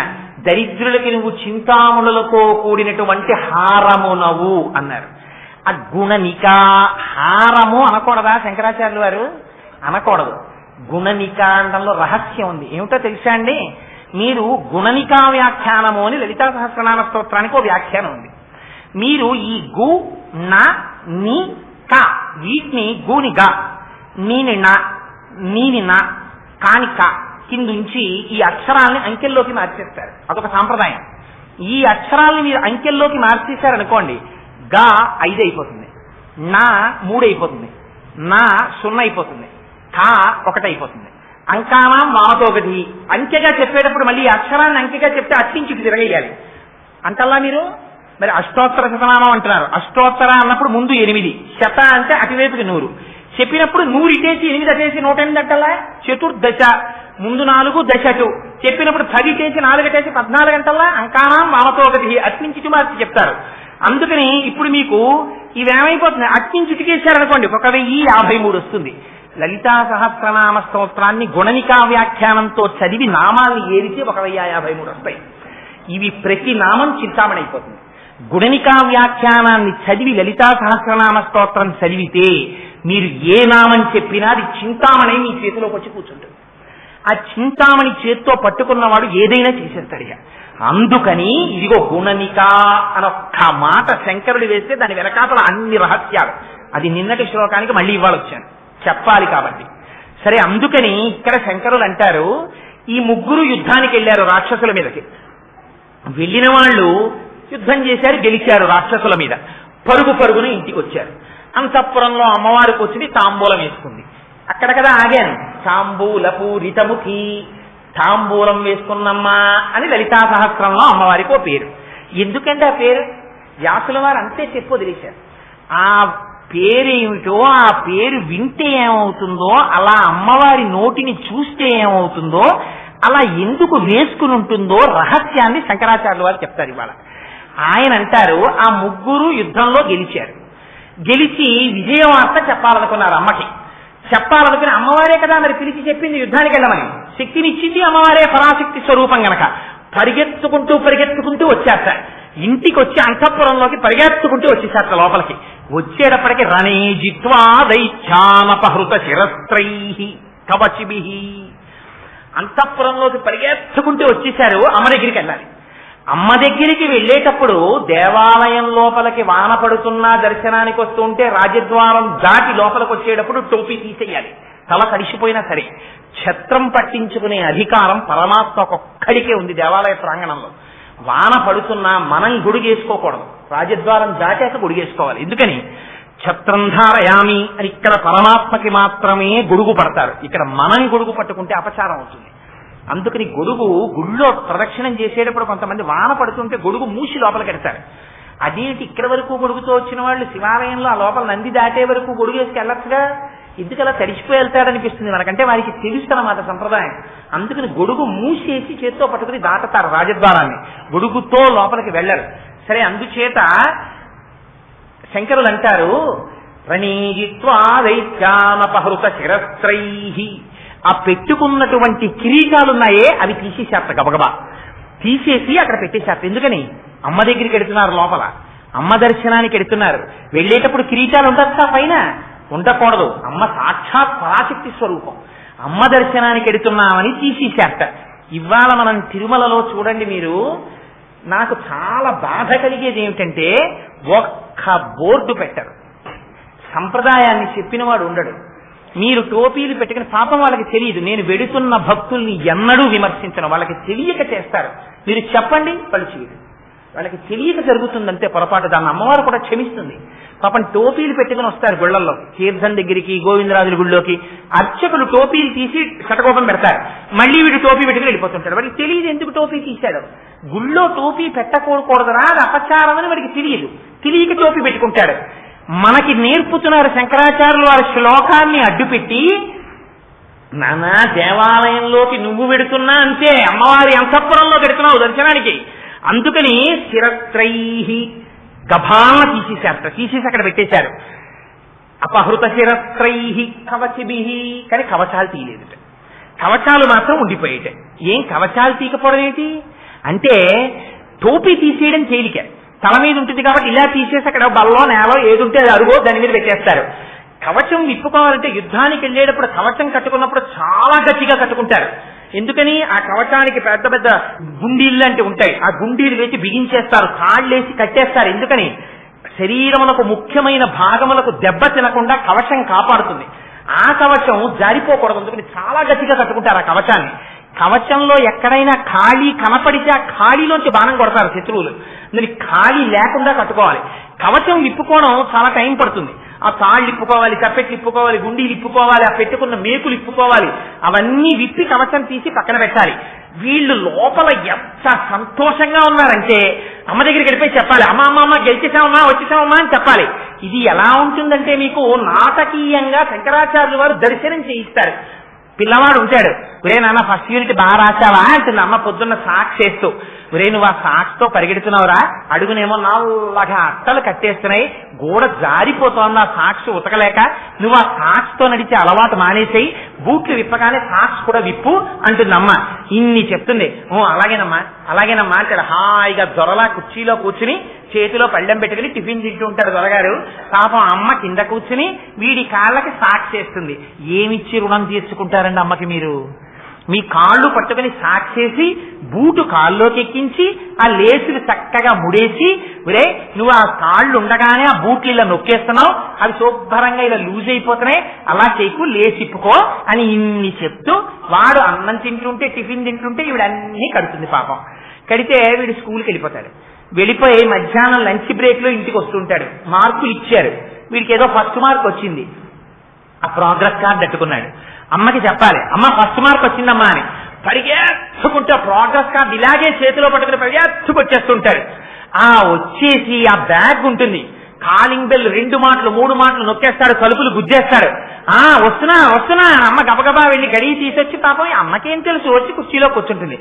వాడు చాకలి మూట విసిరేసినట్టు ఆ బ్యాగ్ ఇలా తీసేసి ఒక్కసారి ఇంట్లోకి విసిరి పారేసి, ఈ బూటు కాలుతో ఈ బూట్ని, ఈ బూటు కాలుతో ఈ బూట్ని తొక్కేసి విప్పేసి, ఒక్కసారి మళ్ళీ ఆ సాక్షి విప్పాలంటే మాత్రం కూర్చుని శ్రద్ధగా ఇలా విప్పాలి, టైం ఉండదు. అందుకని పరిగెత్తుకుంటూ లోపలికి వచ్చేసి అమ్మ కుర్చీలో కూర్చుంటే పక్కనే కూర్చుండిపోయి ఆ చెమటతోటి అమ్మ ఒళ్ళో ప్రోగ్రెస్ కార్డు అయితే, అమ్మ ఫస్ట్ ర్యాంక్ చూసావా తెలుగు అని ఇలా చూపించేస్తుంటాడు. చూపించేస్తుంటే అమ్మ సంతోషపడిపోతే ఇలా మార్కులు చూస్తుంటే అమ్మ నోటి వంక, అమ్మ వేసుకున్న తాంబూలం నోటి వంక చూస్తూ ఆ ప్రోగ్రెస్ కార్డులో మార్కులు చెప్పిన పిల్లల్లా, సాక్షిప్పకుండా ఇంట్లోకి వచ్చేసిన పిల్లల్లాగా ఈ ముగ్గురు అమ్మ దగ్గరికి ఎప్పుడు వెళ్ళిపోదాం అంటే వాళ్ళు కూడా అమ్మ పిల్లలే. ఇంద్రుడు, సుబ్రహ్మణ్యుడు, శ్రీ మహావిష్ణువు వీళ్ళు కూడా అమ్మవారి పిల్లలు. అంటే మనమెంతటి వాళ్ళం, మనం కూడా అందరం అమ్మవారి పిల్లలం. ఇది శంకరాచార్యులు వారు చెప్పేది. ఆవిడ వాత్సల్యం అటువంటిది. పరుగు అమ్మవారి దగ్గరికి వెళ్ళిపోయారట. వెళ్ళిపోయి పైన ఉన్నటువంటి కిరీటాలు తీశారట. కానీ అపహృత శిరస్త్రైహి కవచిభిహి, కవచాలు మాత్రం ఉండిపోయేట. ఆ పిల్లలు ఎలా అమ్మ దగ్గరికి పరిగెడతారో అలా పరిగెడుతున్నారట ముగ్గురు కవచంతో. పరిగెడుతుంటే ముందు పరమశివుడి యొక్క నివాసం కనపడింది. అందులోకి ముందు నాన్నగారి దగ్గరికి వెళ్ళి ఒకసారి చెప్పేద్దాం నాన్నగారికి, నాన్నగారండి మేము ఎందుకని ముందు శివుడి మందిరానికి వెళ్లకుండా అమ్మ దగ్గరికి వచ్చారా? అసహించుకుంటుంది అమ్మ, గుర్తుపెట్టుకోండి. మీరు ముందు ఆవిడ భర్తని సేవించకపోయారా? శక్తిని ఆవిడ ఇచ్చి ఉండొచ్చు, ఆవిడ భర్తకి అగౌరవం కలిగిందా ఆవిడ కన్ను ఎరిపెక్కుతుంది. అందుకని ముందు నాన్నగారి దగ్గరికి వెళ్ళవలసిందే. వీళ్ళు పరిగెత్తుకుంటూ నాన్నగారి అంతఃపురంలోకి వెళ్ళారట. వెళ్ళేసరికి సన్నివేశం ఎలా ఉంది, అక్కడ భోజనం చేశారట పరమేశ్వరుడు. నివృత్యై చండాంశ త్రిపురహర నిర్మాల్య విముఖై. ఎన్ని రహస్యాలు చెప్పేస్తారండి. అక్కడ బంగారపు పళ్ళాళ్ళు పెట్టున్నాయిట. వాటిలో శంకరుడు చేసినంత భోజనం చేశారు, కొన్ని పదార్థాలు వదిలేశారు వారు. ఆయన భోజనం చేసేశారు కనుక వారు విశ్రాంతి తీసుకుంటున్నారని గుర్తు. ఇప్పుడు వెళ్ళిపోయి నాన్నగారి మీద అడిపోయి నాన్నగారిని ఓ నాన్నగారండి అని లేపేయకూడదు. అమ్మ దగ్గరికి వెళ్ళాలి. ముందు నాన్నగారి దగ్గరికి వెళ్ళావా? వెళ్ళానమ్మా. నాన్నగారు అన్నం తిని అక్కడ కంచం వదిలేశారు, నాన్నగారు పడుకున్నారేమోనని నీ దగ్గరికి పరిగెత్తు. అమ్మ పడుకున్నా ఎగిరి గభాల మంచం ఎక్కేయచ్చు. నాన్నగారి దగ్గర అలా ఎక్కేయడానికి కొంచెం జంక్ ఉంటుంది. అమ్మో నాన్నగారు పడుకున్నారని. అమ్మ దగ్గర స్వాతంత్రం ఉంటుందని అమ్మ దగ్గరికి పరిగెత్తుకొస్తున్నారు. వస్తూ అక్కడ శంకర్లో పెద్ద మాట వాడారు. అంత యుద్ధం చేసి వచ్చారు కదా, వచ్చినప్పుడు ఆకలిగా ఉంటుంది కదా, మరి తండ్రి కదా, తండ్రి తిన్న విస్తట్లో ఇంకా కొన్ని మధుర పదార్థాలు ఉన్నాయి కదా, ఆ మధుర పదార్థాలు మరి వీళ్ళు ఏదో కొన్ని తీసుకుని రే పరమశివుడి ప్రసాదం రా అని వీళ్ళు కూడా తినాలి కదా, నోట్లో వేసుకోవాలి కదా. మరి ఆ విధేయత లేకుండా తండ్రి తిన్నటువంటి భుక్తశేషం అక్కడ ఉంటే ముట్టుకోకుండా దాని వంకసలు ఇలా చూడలేటి ఇలా కవతిప్పేస్తున్నారు. నివృత్తి చండాంశ త్రిపురహర నిర్మాల్య విముఖై తల తిప్పేశారు. ఎందుకు అలా తల తిప్పేయడం అంటే శంకరుడు ఎంతటి ఉదారుడో మిమ్మల్ని అర్థం చేసుకోమని. అందులో శంకరాచార్యుల వారి యొక్క రచన వైచిత్రి చూడండి. ఆయన ఎంత అమాయకుడో, ఎంత భోళాశంకరుడో చెప్పడం. ఎంత భోళాశంకరుడు! శంకరుడికి ఒక అలవాటు ఉంది. ఏమిటో తెలుసా అండి? అరమరికలు లేనటువంటి వాడు భక్త అనుకోండి. ఒకవేళ ఇవాళ మీరు ఏదో పూజ చేసుకుంటున్నారో, ఆదివారం అమ్మయ్య ఆయన ఆఫీస్కి వెళ్ళరు కదా అని పాపం ఆవిడ ఆ రోజున నైవేద్యాలు పెట్టుకుందామని పొద్దున్నే లేచి తలస్నానం చేసి ఏదో 4 కాయలు కాస్త బూర్లు పులిహార అన్ని చేసుకుందామని సంతోషంగా కూర్చుంది. ఈయనేమో లేచి వచ్చాడు. అర్జెంటుగా ఆ రోజు కూడా ఆయనకు ఆఫీస్ ఉంది, అందుకని వెళ్ళిపోవాలి ఆయన. ఓసారి చూశాడు, ఏమే టిఫిన్ అవ్వలేదా అన్నాడు. అంతే అడుగుతాడు ఆయన. అంతే అడిగితే లేదండి వాళ్ళ నైవేద్యాలు పెడుతున్నాను అందావిడ. మధ్యాహ్నం నైవేద్యాలు పెట్టేసి ఏకంగా భోజనాలు చేసేద్దాం 11ంటికేను నైవేద్యాలు పెడుతున్నాను. ఆయన భోళాశంకరుడు. ఆయన నువ్వు వండలేదే అని అడగడు. పక్క పోషణలోకి వెళ్ళిపోయి చెల్లెమా ఇవాళ మీ వదిన నైవేద్యాలు ఎట్టుకుంటా ఉంది, నువ్వు చేసాయంటి టిఫిన్ అంటాడు. అంటే అయిపోయింది అన్నయ్య గారు, రండి ఇడ్లీ చేశాను, మీ బావగారు కూడా తింటున్నారు రండి అని ఆవిడ పెట్టేస్తుంది ఇడ్లీ. ఈయన తినేసి అప్పుడు వచ్చి చెప్తాడు, మా చెల్లెల దగ్గర తినేసానులే టిఫిన్, మధ్యాహ్నం వస్తాను నువ్వు నైవేద్యం పెట్టేసి ఉంచు ప్రసాదం తింటానంటాడు. శంకరుడికి వేళకి భోజనం సిద్ధం చేయలేదనుకోండి అమ్మవారు, ఆయన ఏం బెంగెట్టుకోడు. భిక్షాపాత్ర పట్టుకుని పక్కింటికి వెళ్ళిపోయి భవతి భిక్షాం దేహి అంటాడు. అప్పుడు వేసేవాళ్ళు అంటారు, అన్నపూర్ణమ్మ భర్తవు కదా నువ్వు అంటారు. తలవంపులెవరికి? అమ్మవారికి. అందుకని తెల్లవారేటప్పటికి ముందు ఈయన ఎప్పుడు వెళ్ళిపోతాడో తెలియదు, ఏ వేగంలో పెట్టేశారో వెళ్ళిపోతాడో. అందుకని ఈయనకి మాత్రం భోజనం ఆవిడ సిద్ధం చేసి పెట్టేస్తుందట. ఈవిడికి తలవంపులు వస్తుందని ఇది పాతివ్రత్యం. కంటికి రెప్పలా ముందు ఆయన్ని కాసుకుంటుంది. ఆయన భోజనం అయిపోయింది, ఈవిడ భోజనం అయిందో లేదో చెప్పరు శంకరాచార్యుల వారు. అమ్మ భోజనం చేసింది అంటే అంతకన్నా అసహ్యమైన మాట ఇంకోట్లేదు. మా అమ్మ భోజనం చేసిందిట, అన్ని రుచిగా ఉన్నాయట, మాకు పెడుతోంది అన్నారనుకోండి, ఏదో తేడా ఉంది ఆ మాటలో. అమ్మ వండిన తర్వాత అమ్మకి తృప్తి ఏమిటో తెలుసా అండి? మీకు పెడుతుంది అమ్మ. ముందు అమ్మ ఊరగాయలు పెట్టింది అనుకోండి, ఆ ఊరగాయల చేత్తోనే కొత్త ఊరగాయ పెద్ద బేసిన్లో ఆ వేడి అన్నం పెట్టి నూనెసి కొత్త ఊరగాయ కలిపి కొంచెం వగరవగరగా కారం కారంగా ఉప్పుగా ఉన్నటువంటి ముద్దలు పిల్లలందరినీ చుట్టూ కూర్చోబెట్టుకుని వాళ్ళు ఎంత పెద్ద పెద్ద వాళ్ళు అయిపోనివ్వండి, అదొక సంస్కృతి అంతే. వాళ్ళు చేతులు చాపుతుంటే ఒక్కొక్క ముద్ద పెడుతుంటే వాళ్ళ ముద్ద తింటుంటే ఎన్ని 1000 కళ్ళతో 1000 ఆశలతో వాళ్ళ కళ్ళల్లోకి చూస్తున్నాయి. నాన్న బాగుందా ఊరగాయ అంటే బాగుందమ్మా అన్నారనుకోండి. కిందటి ఏడాది కన్నా బాగుందా అంటే కిందటి ఏడాది కన్నా బాగుందమ్మా. ఉప్పు తక్కువైందా? లేదు అమ్మా సరిపోయిందమ్మా.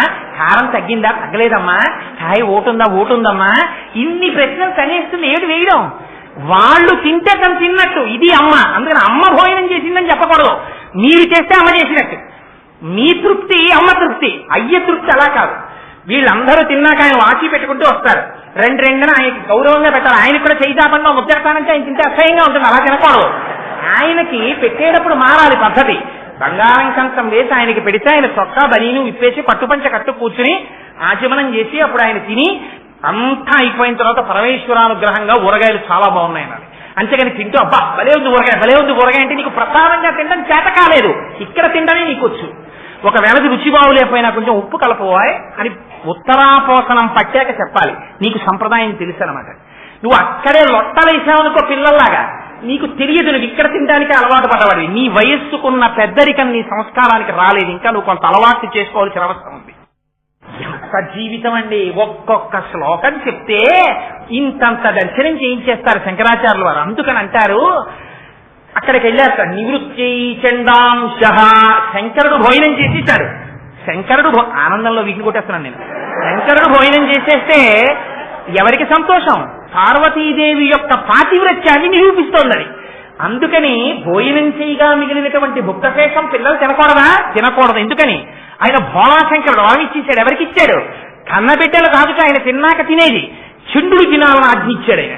ఎందుకు చంద్రుడు తినాలని అంటే, నేను మీకు ఆ చంద్రుడి గురించి ఒక్క మాట చెప్పవలసి ఉంటుంది. ఇక్కడ పెరియ పురాణంలో చెప్పారు. రమణ మహర్షికి మహా ఇష్టం ఆ చంద్రుడి వృత్తాంతం అంటే. చంద్రుడు కూడా మనలాగే పుట్టాడు పాంచభౌతిక శరీరంతో. ఆయన పూర్వనామధేయం విచార శర్మ. ఆయన వేదం చదువుకునేవాడు. ఒక రోజున ఆవుల్ని తోలుకుంటూ వెడుతున్నాడు. ఆవుల్ని కాసే ఆయన తీసుకెడుతూ ఒక ఈనిన ఆవు దగ్గరికి వెళ్ళాడు. ఈనిన ఆవుకి దగ్గరికి వెళ్ళకూడదు. అలా వెడితే ఆ దూడకి మనం ఏదో ఇబ్బంది చేస్తామన్నది రక్షించడానికి మనల్ని పొడుస్తుంది. తప్పు వాడిది. వెడితే అది కొమ్ము విసిరింది. నా మీద కొమ్ము విసురుతావా అని ఆ గోపాలకుడు ఆ ఆవుని కర్ర పెట్టి నడుం మీద కొడుతున్నాడు.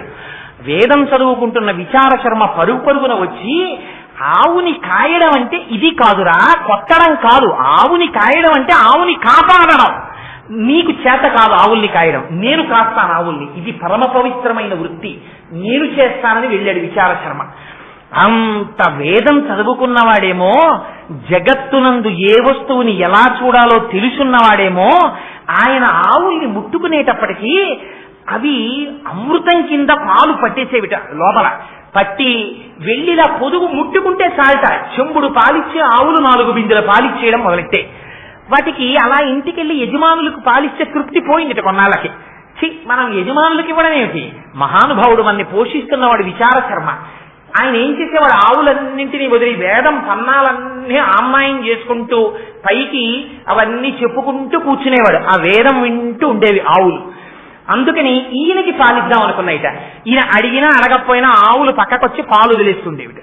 ఉత్తినే వదిలేస్తున్నాయి కదా అని ఆయన ఏం చేసేవాడంటే కుండలు తెచ్చి కింద పెట్టేవాడు. అలా కుండలు నిండిపోయి పాలు అయ్యేవి. ఆ పాలు తను తాగేవాడు కాదు విచార శర్మ. వెంటనే ఆ పక్కనున్న ఏటిలో స్నానం చేసి ఇసుకతో గుడి కట్టేవాడు.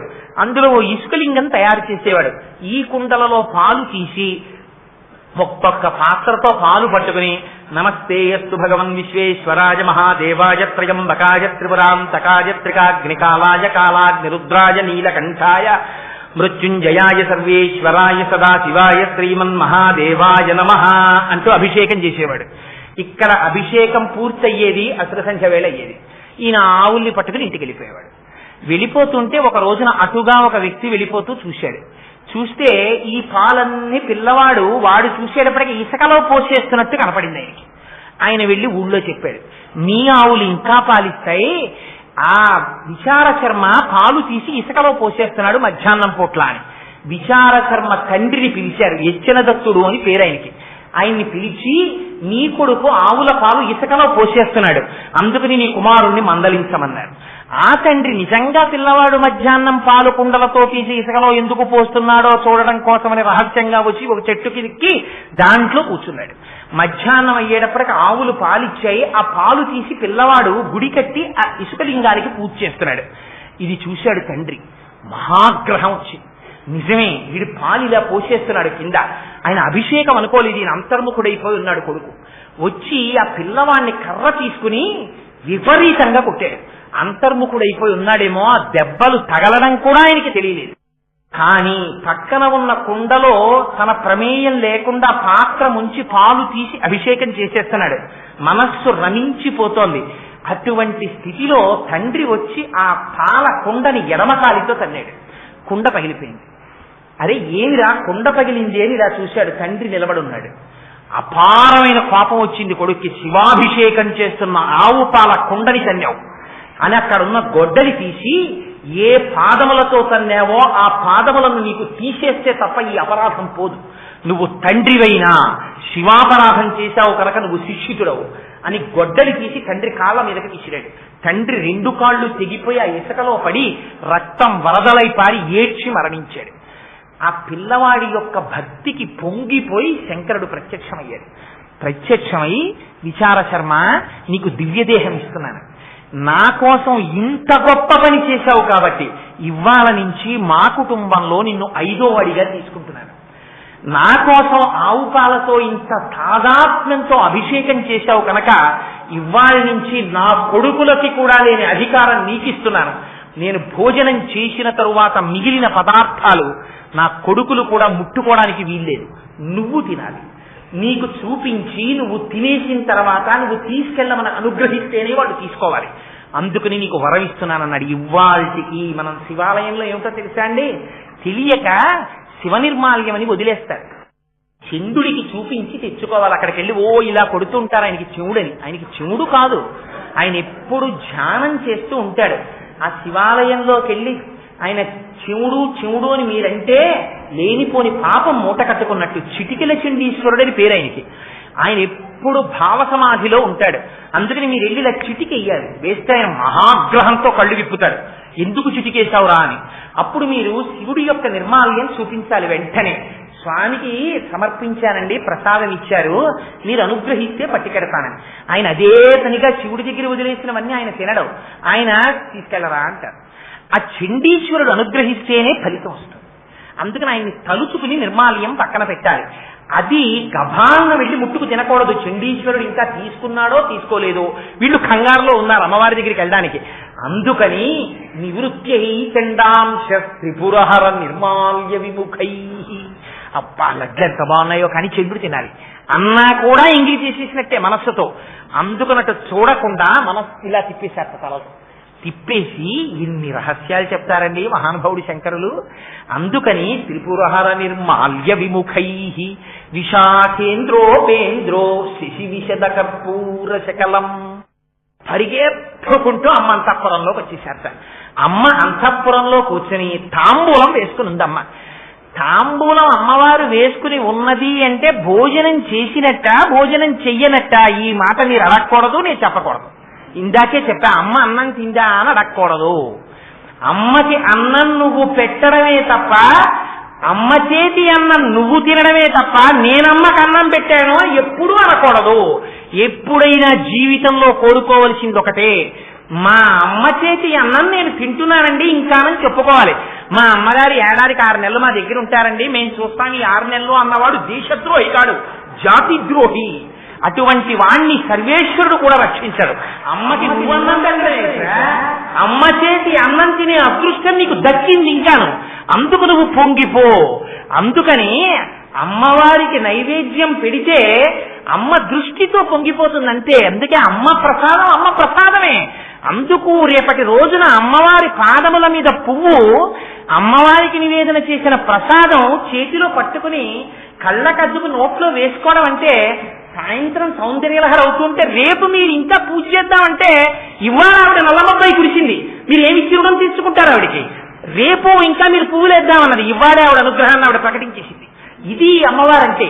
అందుకని అదిగో ఆ తల్లి గురించి చెప్తూ శంకరులు అంటారు, లోపలికి వచ్చేసేటప్పటికి తల్లి ఏం చేస్తోందిట, తాంబూల సంసేవనం చేస్తోంది. ఎందుకు తాంబూలము నములుట, ఏం భోజనం ఎలా చెప్పలేదో తాంబూలం అలా చెప్పకుండా ఉండొచ్చు కదా. శంకరాచార్యులు వారు, వ్యాసుల వారు చెప్పారు తాంబూలం వేసుకుంది అమ్మని, శంకరాచార్యులు వారు చెప్పారు.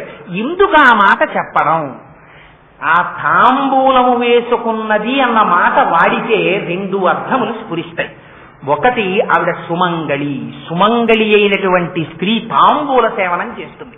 అందుకే తాంబూలం ఇవ్వడానికే ఎక్కువ తాపత్రయపడతారు తెలుసా అండి. భోజనం పెట్టిన కన్నా కూడా శాస్త్రం తెలుసున్న వాళ్ళైతే పెద్దలు ఎవరైనా ఇంటికి వచ్చి భోజనానికి వచ్చారనుకోండి, భోజనానికి వచ్చారనకూడదు, దేవతార్చనకు వస్తారు వాళ్ళు.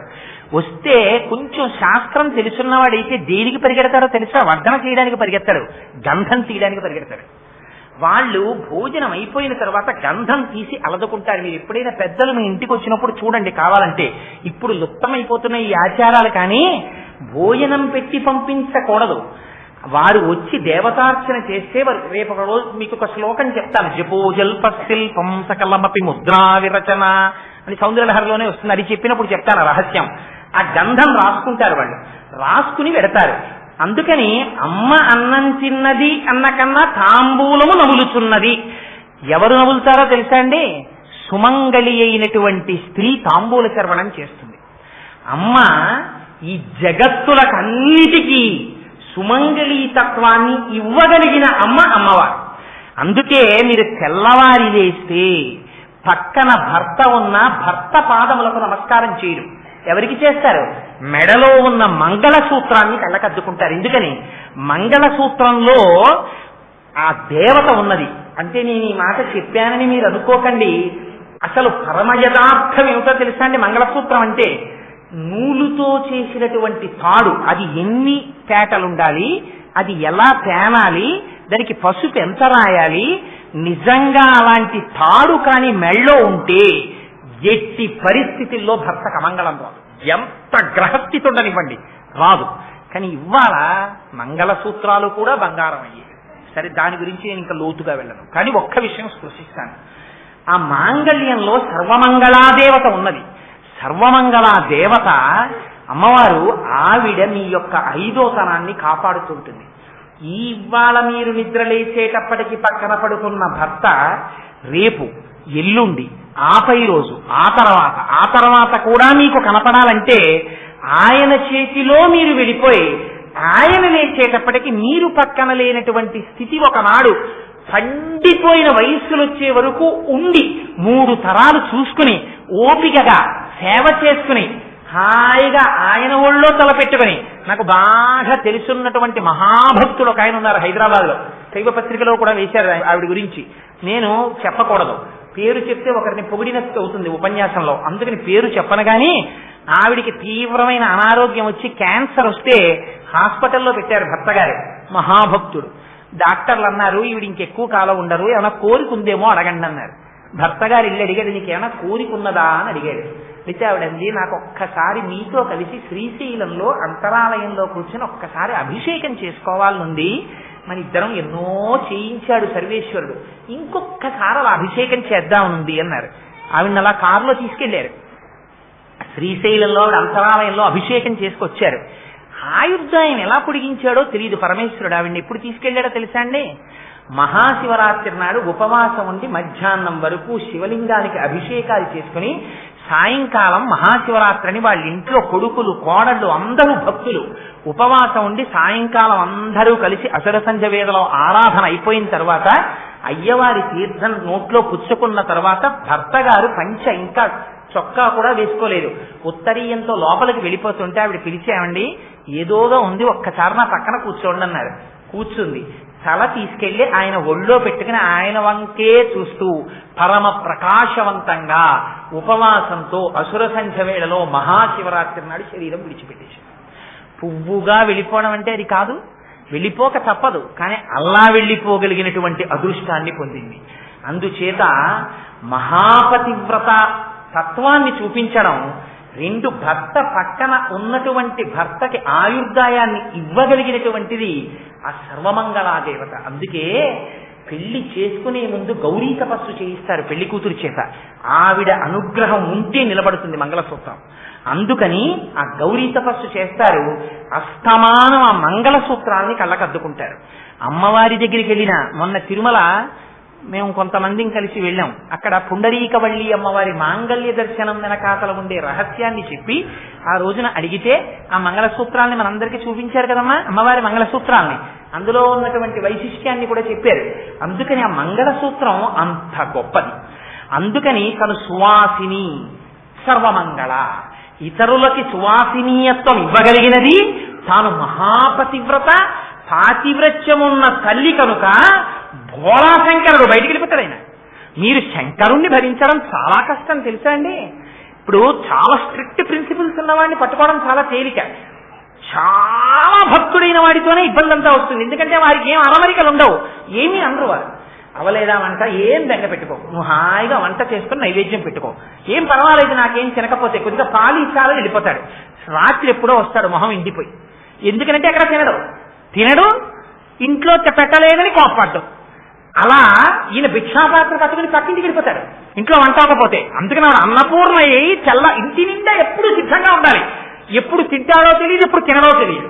ఎందుకని? ఆయన నిర్గుణుడు, పరబ్రహ్మం రమించిపోతుంటాడు. ఎప్పుడో బయటకు వస్తాడు, ఓసారి గుర్తొస్తుంది, గభాలను ఇంట్లో చూస్తాడు, రెడీగా ఉండాలి, లేకపోతే ఈవిడ మీదకి వస్తుంది.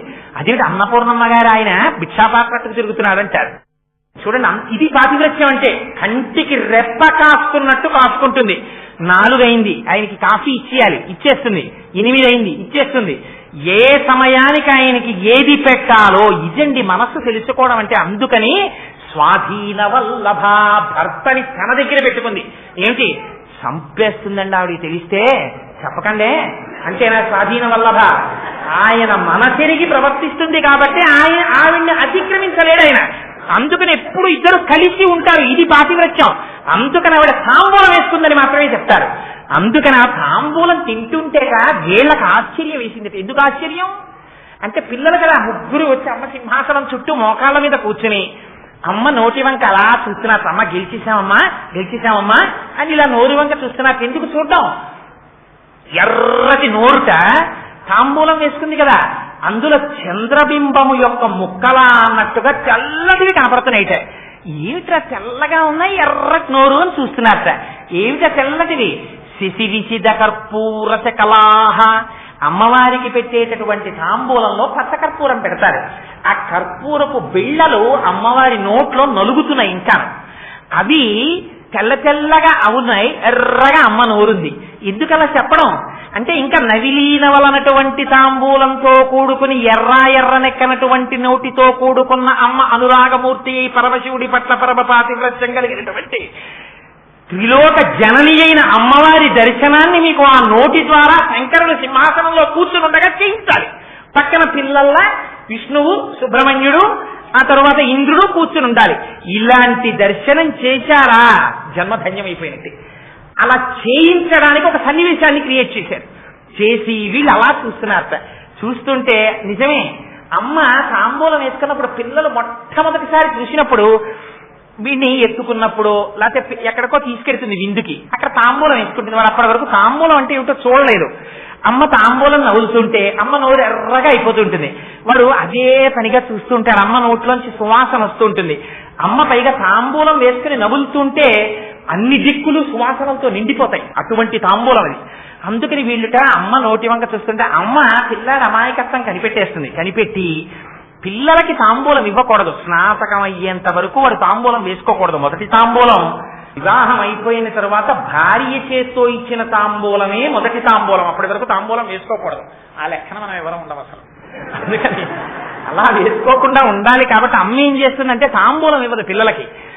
ఎర్రటి నోరు, అమ్మ ఏంటమ్మా నోరేంటమ్మా అని ఎర్రగా ఉందమ్మా, ఏం తింటున్నావమ్మా అని తినేస్తాడు. తండ్రి తింటుంటాడు తాంబూలం వేసుకుని ఇలా చేతులు వెనక్కి కట్టుకుని వచ్చిన వాళ్ళతో మాట్లాడుతుంటాడు. ఆయన వెళ్ళి నాన్నగారండి అని ప్యాంట్ లాగేసి ఏం తింటారంటే చాలా అంటారు తండ్రి. ఆయన చెప్పడం. అమ్మ వాత్సల్యం వేరు. అందుకని అమ్మ దగ్గరికి వెళ్ళి ఆవిడ ఎవరితోనో మాట్లాడుతున్నా అమ్మ చీరట్టుకుని లాగేసి ప్యాంట్ లాగేసినా ఊడిపోదు. అమ్మ చీర కుర్చీలు లాగేస్తే ఇబ్బంది. అయినా పాప ఆ పిచ్చమ్మ కుర్చీలు ఇలా పట్టుకు ఉండు నాన్న అంటుంది. కానీ లాగి లెంపగా కొడుతుందా? కొట్టదమ్మ. ఆ కుర్చీలు పట్టుకొని ఉండు నాన్న ఆఖరికి విసిగెత్తిపోయి ఏమిట్రా నీ గోళ అంటుంది. అమ్మ నీ నోరు ఎందుకమ్మా అంటే ఎర్రగా ఉంది, ఏం తింటున్నావు అమ్మా అంటాడు. తాంబూలం నాకు పెట్టంటాడు. ఇప్పటికి తాంబూలం ఇవ్వకూడదు. అందుకని అమ్మ ఏం చేస్తుందంటే నీ నోరు ఎర్రపడుతుంది, మింగేకే కాసేపు తప్పరించు అని తను నవ్వుతున్నటువంటి తాంబూలాన్ని తీసి పిల్లల నోట్లో పెడుతుంది. ఇది వాత్సల్యానికి పరాకాష్ట పిల్లల జీవితంలో. పెడితే వాడు ఏం చేస్తాడు, వాడికి కొత్త రుచి. అమ్మ యొక్క లాలాజనంతో కలిసి నోట్లోకి వెళ్ళింది. అది తల్లి బిడ్డల యొక్క అనుబంధం. అంటే అమ్మ రక్తం వాళ్ళలో ఉంది, అమ్మ తిన్న ఆహారం వాళ్ళలో ఉంది, అమ్మ పాలు వాళ్ళలో ఉన్నాయి, అమ్మ వాత్సల్యం వాడిలో ఉంది, అమ్మ రూపు వాళ్ళలో ఉంది, అమ్మ ఆశీర్వచనం వాడికి అంగరక్ష అయింది. అమ్మ ఉపనయనం జరిగినప్పుడు పెట్టినటువంటి ఉంగరం వాడు బతికున్నంత కాలం వాడు ఆచమనం చేసేటప్పుడు వేలుకి కనపడి జ్ఞాపకానికి వస్తుంటుంది. అన్ని చోట్ల సంధ్యావందనం చేస్తే మాతృదేవో భవ, అమ్మ పాదాలు జ్ఞాపకం వచ్చి నమస్కరిస్తాడు. ఉన్నవాడు అదృష్టవంతుడు, లేకపోయినా అమ్మ పాదాలకు నమస్కారం చెయ్యం. అందుకని ఇది చెప్పడానికి ఆ అమ్మ నోటి వంక చూస్తూ ఉండిపోయారట ఈ ముగ్గురు కూడా. ఉండిపోతే అమ్మ పక్కున నవ్వి నోట్లోంచి ఆ తాంబూలపు పిడతలు తీసి వాళ్ళ ముగ్గురు నోట్లో పెట్టింది. పెడితే వాళ్ళు ముగ్గురు నువ్వే నేను చొక్కా వదిలేస్తే లాల్చీ వేసుకుంటాను, లాల్చీ వదిలేస్తే ఉత్తరీయం వేసుకుంటాను. అంతేగాని అయ్యో చొక్కా నిన్ను విడిచిపెట్టేశానే, నా జీవితం పోయిందే అని బెంగెట్టుకుంటానే. బెంగేం పెట్టుకోను. ఇందాక అయితే ఓ మాట చెప్పారు, కబరీ బంధం చూస్తే ధునోతుధ్వాంతం. ఇక్కడ చెప్పలేదు. ఎందుకు చెప్పరు? చెప్పకపోవడం వెనకాతల ఒక రహస్యం ఉంది. అసలు దీని ఫలితాలు చెప్పడం కుదరదు. అమ్మవారి తాంబూలంతో కూడినటువంటి నోరు దర్శనం అయిందా మాంగళ్యం నిలబడుతుంది. అమ్మవారి తాంబూలపు నోరు కానీ మీరు చూశారా పాండిత్యం వస్తుంది. అమ్మవారి నోటి తాంబూలపు పిడత నోట్లో పెట్టిందా మాటలు రాని మూగివాడు మహాపండితుడు అవుతాడు, మూకుడు మహాపండితుడు అయిపోయాడు. అది సాంస్కృత ప్రయోగంలో శరజ్యోత్స్నా శుద్ధాం శశీత జటాజూటమకుటాం ఆ శ్లోకాల్లో చెప్తాను దానికి సంబంధించిన ఇతివృత్తాన్ని. అందుకని ఇవన్నీ అవుతాయా ఏమిటో అలా చెప్తానంటుంటాను అదో సంతోషం. అయ్యే పోయింది 3 రోజులు ఇంకున్నది 6 రోజులు ఇవన్నీ ఎక్కడవుతాయి. అందుకని ఆ తాంబూలపు పిడత నోట్లో పెట్టింది. పెడితే తాంబూలం మీరు జ్ఞాపకం పెట్టుకోండి, తమలపాకు తీగగా ఉంటుంది, చెట్టు ఉండదు. తమలపాకు తీగకి తమలపాకులు కాస్తాయి కానీ మీరు ఎక్కడైనా తామల పుష్పాలు చూసారా? పువ్వులు ఉండవు. తమలకాయలు చూసారా? ఉండవు, ఆకులే ఉంటాయి. ఆ ఆకు కర్పూరంతో కలిస్తే రంగు మారిపోతుంది. ఇది అందుకే తమలపాకుని మాత్రమే ఇస్తారు. ఎప్పుడు మీరు ఎవరికి ఇవ్వండి అది పరమశుభప్రదము అంటే ఇది సత్యము అని మీరు ఎక్కడ చెప్పవలసి వస్తే అక్కడ తమలపాకిస్తారు. ఆఖరికి నిశ్చితార్థం చేసుకున్నారనుకోండి, మీరు ఇచ్చుకున్న కట్నాలు కానుకలు దొంగ చెక్కులు ఇవన్నీ అకౌంట్లోకి రావు. ఏదొస్తాయి? తాంబూలాలు ఇచ్చుకున్నామండి అంటారు. తాంబూలం మీరు ఇచ్చి తాంబూలం పుచ్చుకున్నారంటే ప్రతిజ్ఞకి కట్టుబడిపోతారు. బోయిరొకరికి తాంబూలం ఇచ్చారు మీరు అంటే మీరు వినయంతో ప్రవర్తించారు. తాంబూలం పుచ్చుకున్నారు అంటే మీరు మహా గొప్ప వీరుడై ఉండాలి. వీరుడు 2 అర్థాలు. బాహ్య పరాక్రమముతో రాక్షసుల్ని జయించిన వాడు వీరుడే. అమ్మవారికి వీరారాధ్య అని పేరు. మహాజ్ఞాని కూడా వీరుడే. అందుకే వారికి ఇప్పుడు తాంబూలం సమర్పిస్తున్నాం అంటారు. తాంబూలం సమర్పిస్తున్నాం అంటే వారికి నిజంగా ఏదో తామలపాకులు వక్కా ఇస్తే ఎవరైనా పండితులకి మహాపురుషులకి వాళ్ళు వచ్చినప్పుడు వారికి ఇప్పుడు తాంబూలం సమర్పించామండి అంటారు. ఇవ్వాలంటే తాంబూలం అంటే దాని గౌరవం పోయింది. తాంబూలం అంటే తాంబూలంలో ఎంత పెట్టారో తాంబూలం తాంబూలం కాదు. తాంబూలం అంటే అసలు నిజమైన అర్థం తాంబూలమే అంతే, అక్కడ వరకే. అది ఇస్తే అది పుచ్చుకోవడం గొప్ప సన్మానం. వారు చెప్పినటువంటిది మమ్మల్ని ఉద్ధరించింది అని మీరు అంగీకరించిన రోజున మీరు ఇచ్చినటువంటి బహుమానము మీద తమలపాకులు పెట్టి వక్కలు పెట్టి ఏకమ్మహ 1 పెట్టకూడదు, 2 పళ్ళు పెట్టి 2 కన్నా ఎక్కువ పెట్టి తాంబూలం ఇస్తారు. ఇదేమి నేను భవిష్యత్తులో జాగ్రత్త పడ్డానికి ఇవన్నీ చెప్పుకుంటున్నాడు కోటేశ్వరరావు అనుకోకండి. అవన్నీ నేను కోరుకునేం చెప్పుకోవట్లేదు మహాప్రభు. నేనేదో సంతోషానికి చెప్పాను, ధర్మానికి చెప్పాను అంతే. అక్కడ ప్రయోజనం ఉందని అది విషయం తెలుసుకోవాలని చెప్పాను. అందుకని అది తాంబూలం అంటే. అందుకని ఇప్పుడు అమ్మవారిచ్చిన తాంబూలంతో వాళ్ళు ముగ్గురు ఏం పొందారో మీరు పురాణం చూస్తే తెలుస్తుంది. ఎంత రాక్షస సంహారం చేశారో, ఎన్ని భగవద్గీతలు చెప్పారో, ఎన్ని ఉపనిషత్తులు చెప్పారో, ఎంతమందిని కాపాడారో, ఎంత రాళ్లవాన పడుతుంటే గొడుగుగా కొండనిచ్చి ఒక ఆయన రక్షించాడో, ఒక ఆయన దేవతలందరినీ పాలిస్తున్నాడో, ఒక ఆయన దేవసైన్యానికి అంతటికీ అధ్యక్షుడై సాక్షాత్తు సుబ్రహ్మణ్యుడై ఎంత జ్ఞానం ఇస్తున్నాడో, ఎంతమందికి వంశం ఇస్తున్నాడో, ఎంతమందికి సంతానం ఇస్తున్నాడో, ఎన్ని ఫలితాలు మీకు చెప్పడం కుదురుతుంది? చెప్పడం కుదరదు. కాబట్టి అమ్మవారి తాంబూలం వేసుకున్న నోరు చూస్తే వచ్చేటటువంటి ఫలితం ఇది అది అని నేనేం చెప్పను, అనంతము. అందుకని అసలు చెప్పను, ఇక నా వాక్కుల చేత అది చెప్పడం కుదరదు అని ఆపిడతలు గ్రహించి వారు పరమానంద భరితులైరి అంతే. ఆపేశారు శ్లోకాన్ని. అంత పరమ పవిత్రమైన శ్లోకాల్ని ఇవాళ 2 శ్లోకాల్ని పరమాత్మ విజ్ఞాపన చేయించాడు. ఇప్పుడు ఆ 3వ శ్లోకం కానీ నేను మొదలు పెట్టాను అనుకోండి, అసౌ నాసావంశస్తు హినగిరి వంశధ్వజపటి అని అమ్మవారి ముక్కు గురించి ఒక గొప్ప శ్లోకం. అందులో ముక్తాహ అంటారు. ఆ ముత్యం దర్శనం అయితే మళ్ళీ శంకరాచార్యుల వారి లాంటి కొడుకు పుట్టచ్చు ఎవరకు. కానీ ఇప్పుడు నేను ఆ శ్లోకం మొదలు పెడితే అవుతుందా అది? అందుకని రేపటి రోజున దాన్ని ప్రారంభం చేస్తాను. రేపు మాత్రం పురద్గండాభోగ ప్రతిఫలిత తాటంకయుగళం. సరే, అది ఎందుకన్నానో ఇవాళ ఆ మాట, రేపు ఆ మాటకి అర్థం, దాని విశేషాన్ని రేపు శంకర భగవత్పాదులు చేయించుగాక.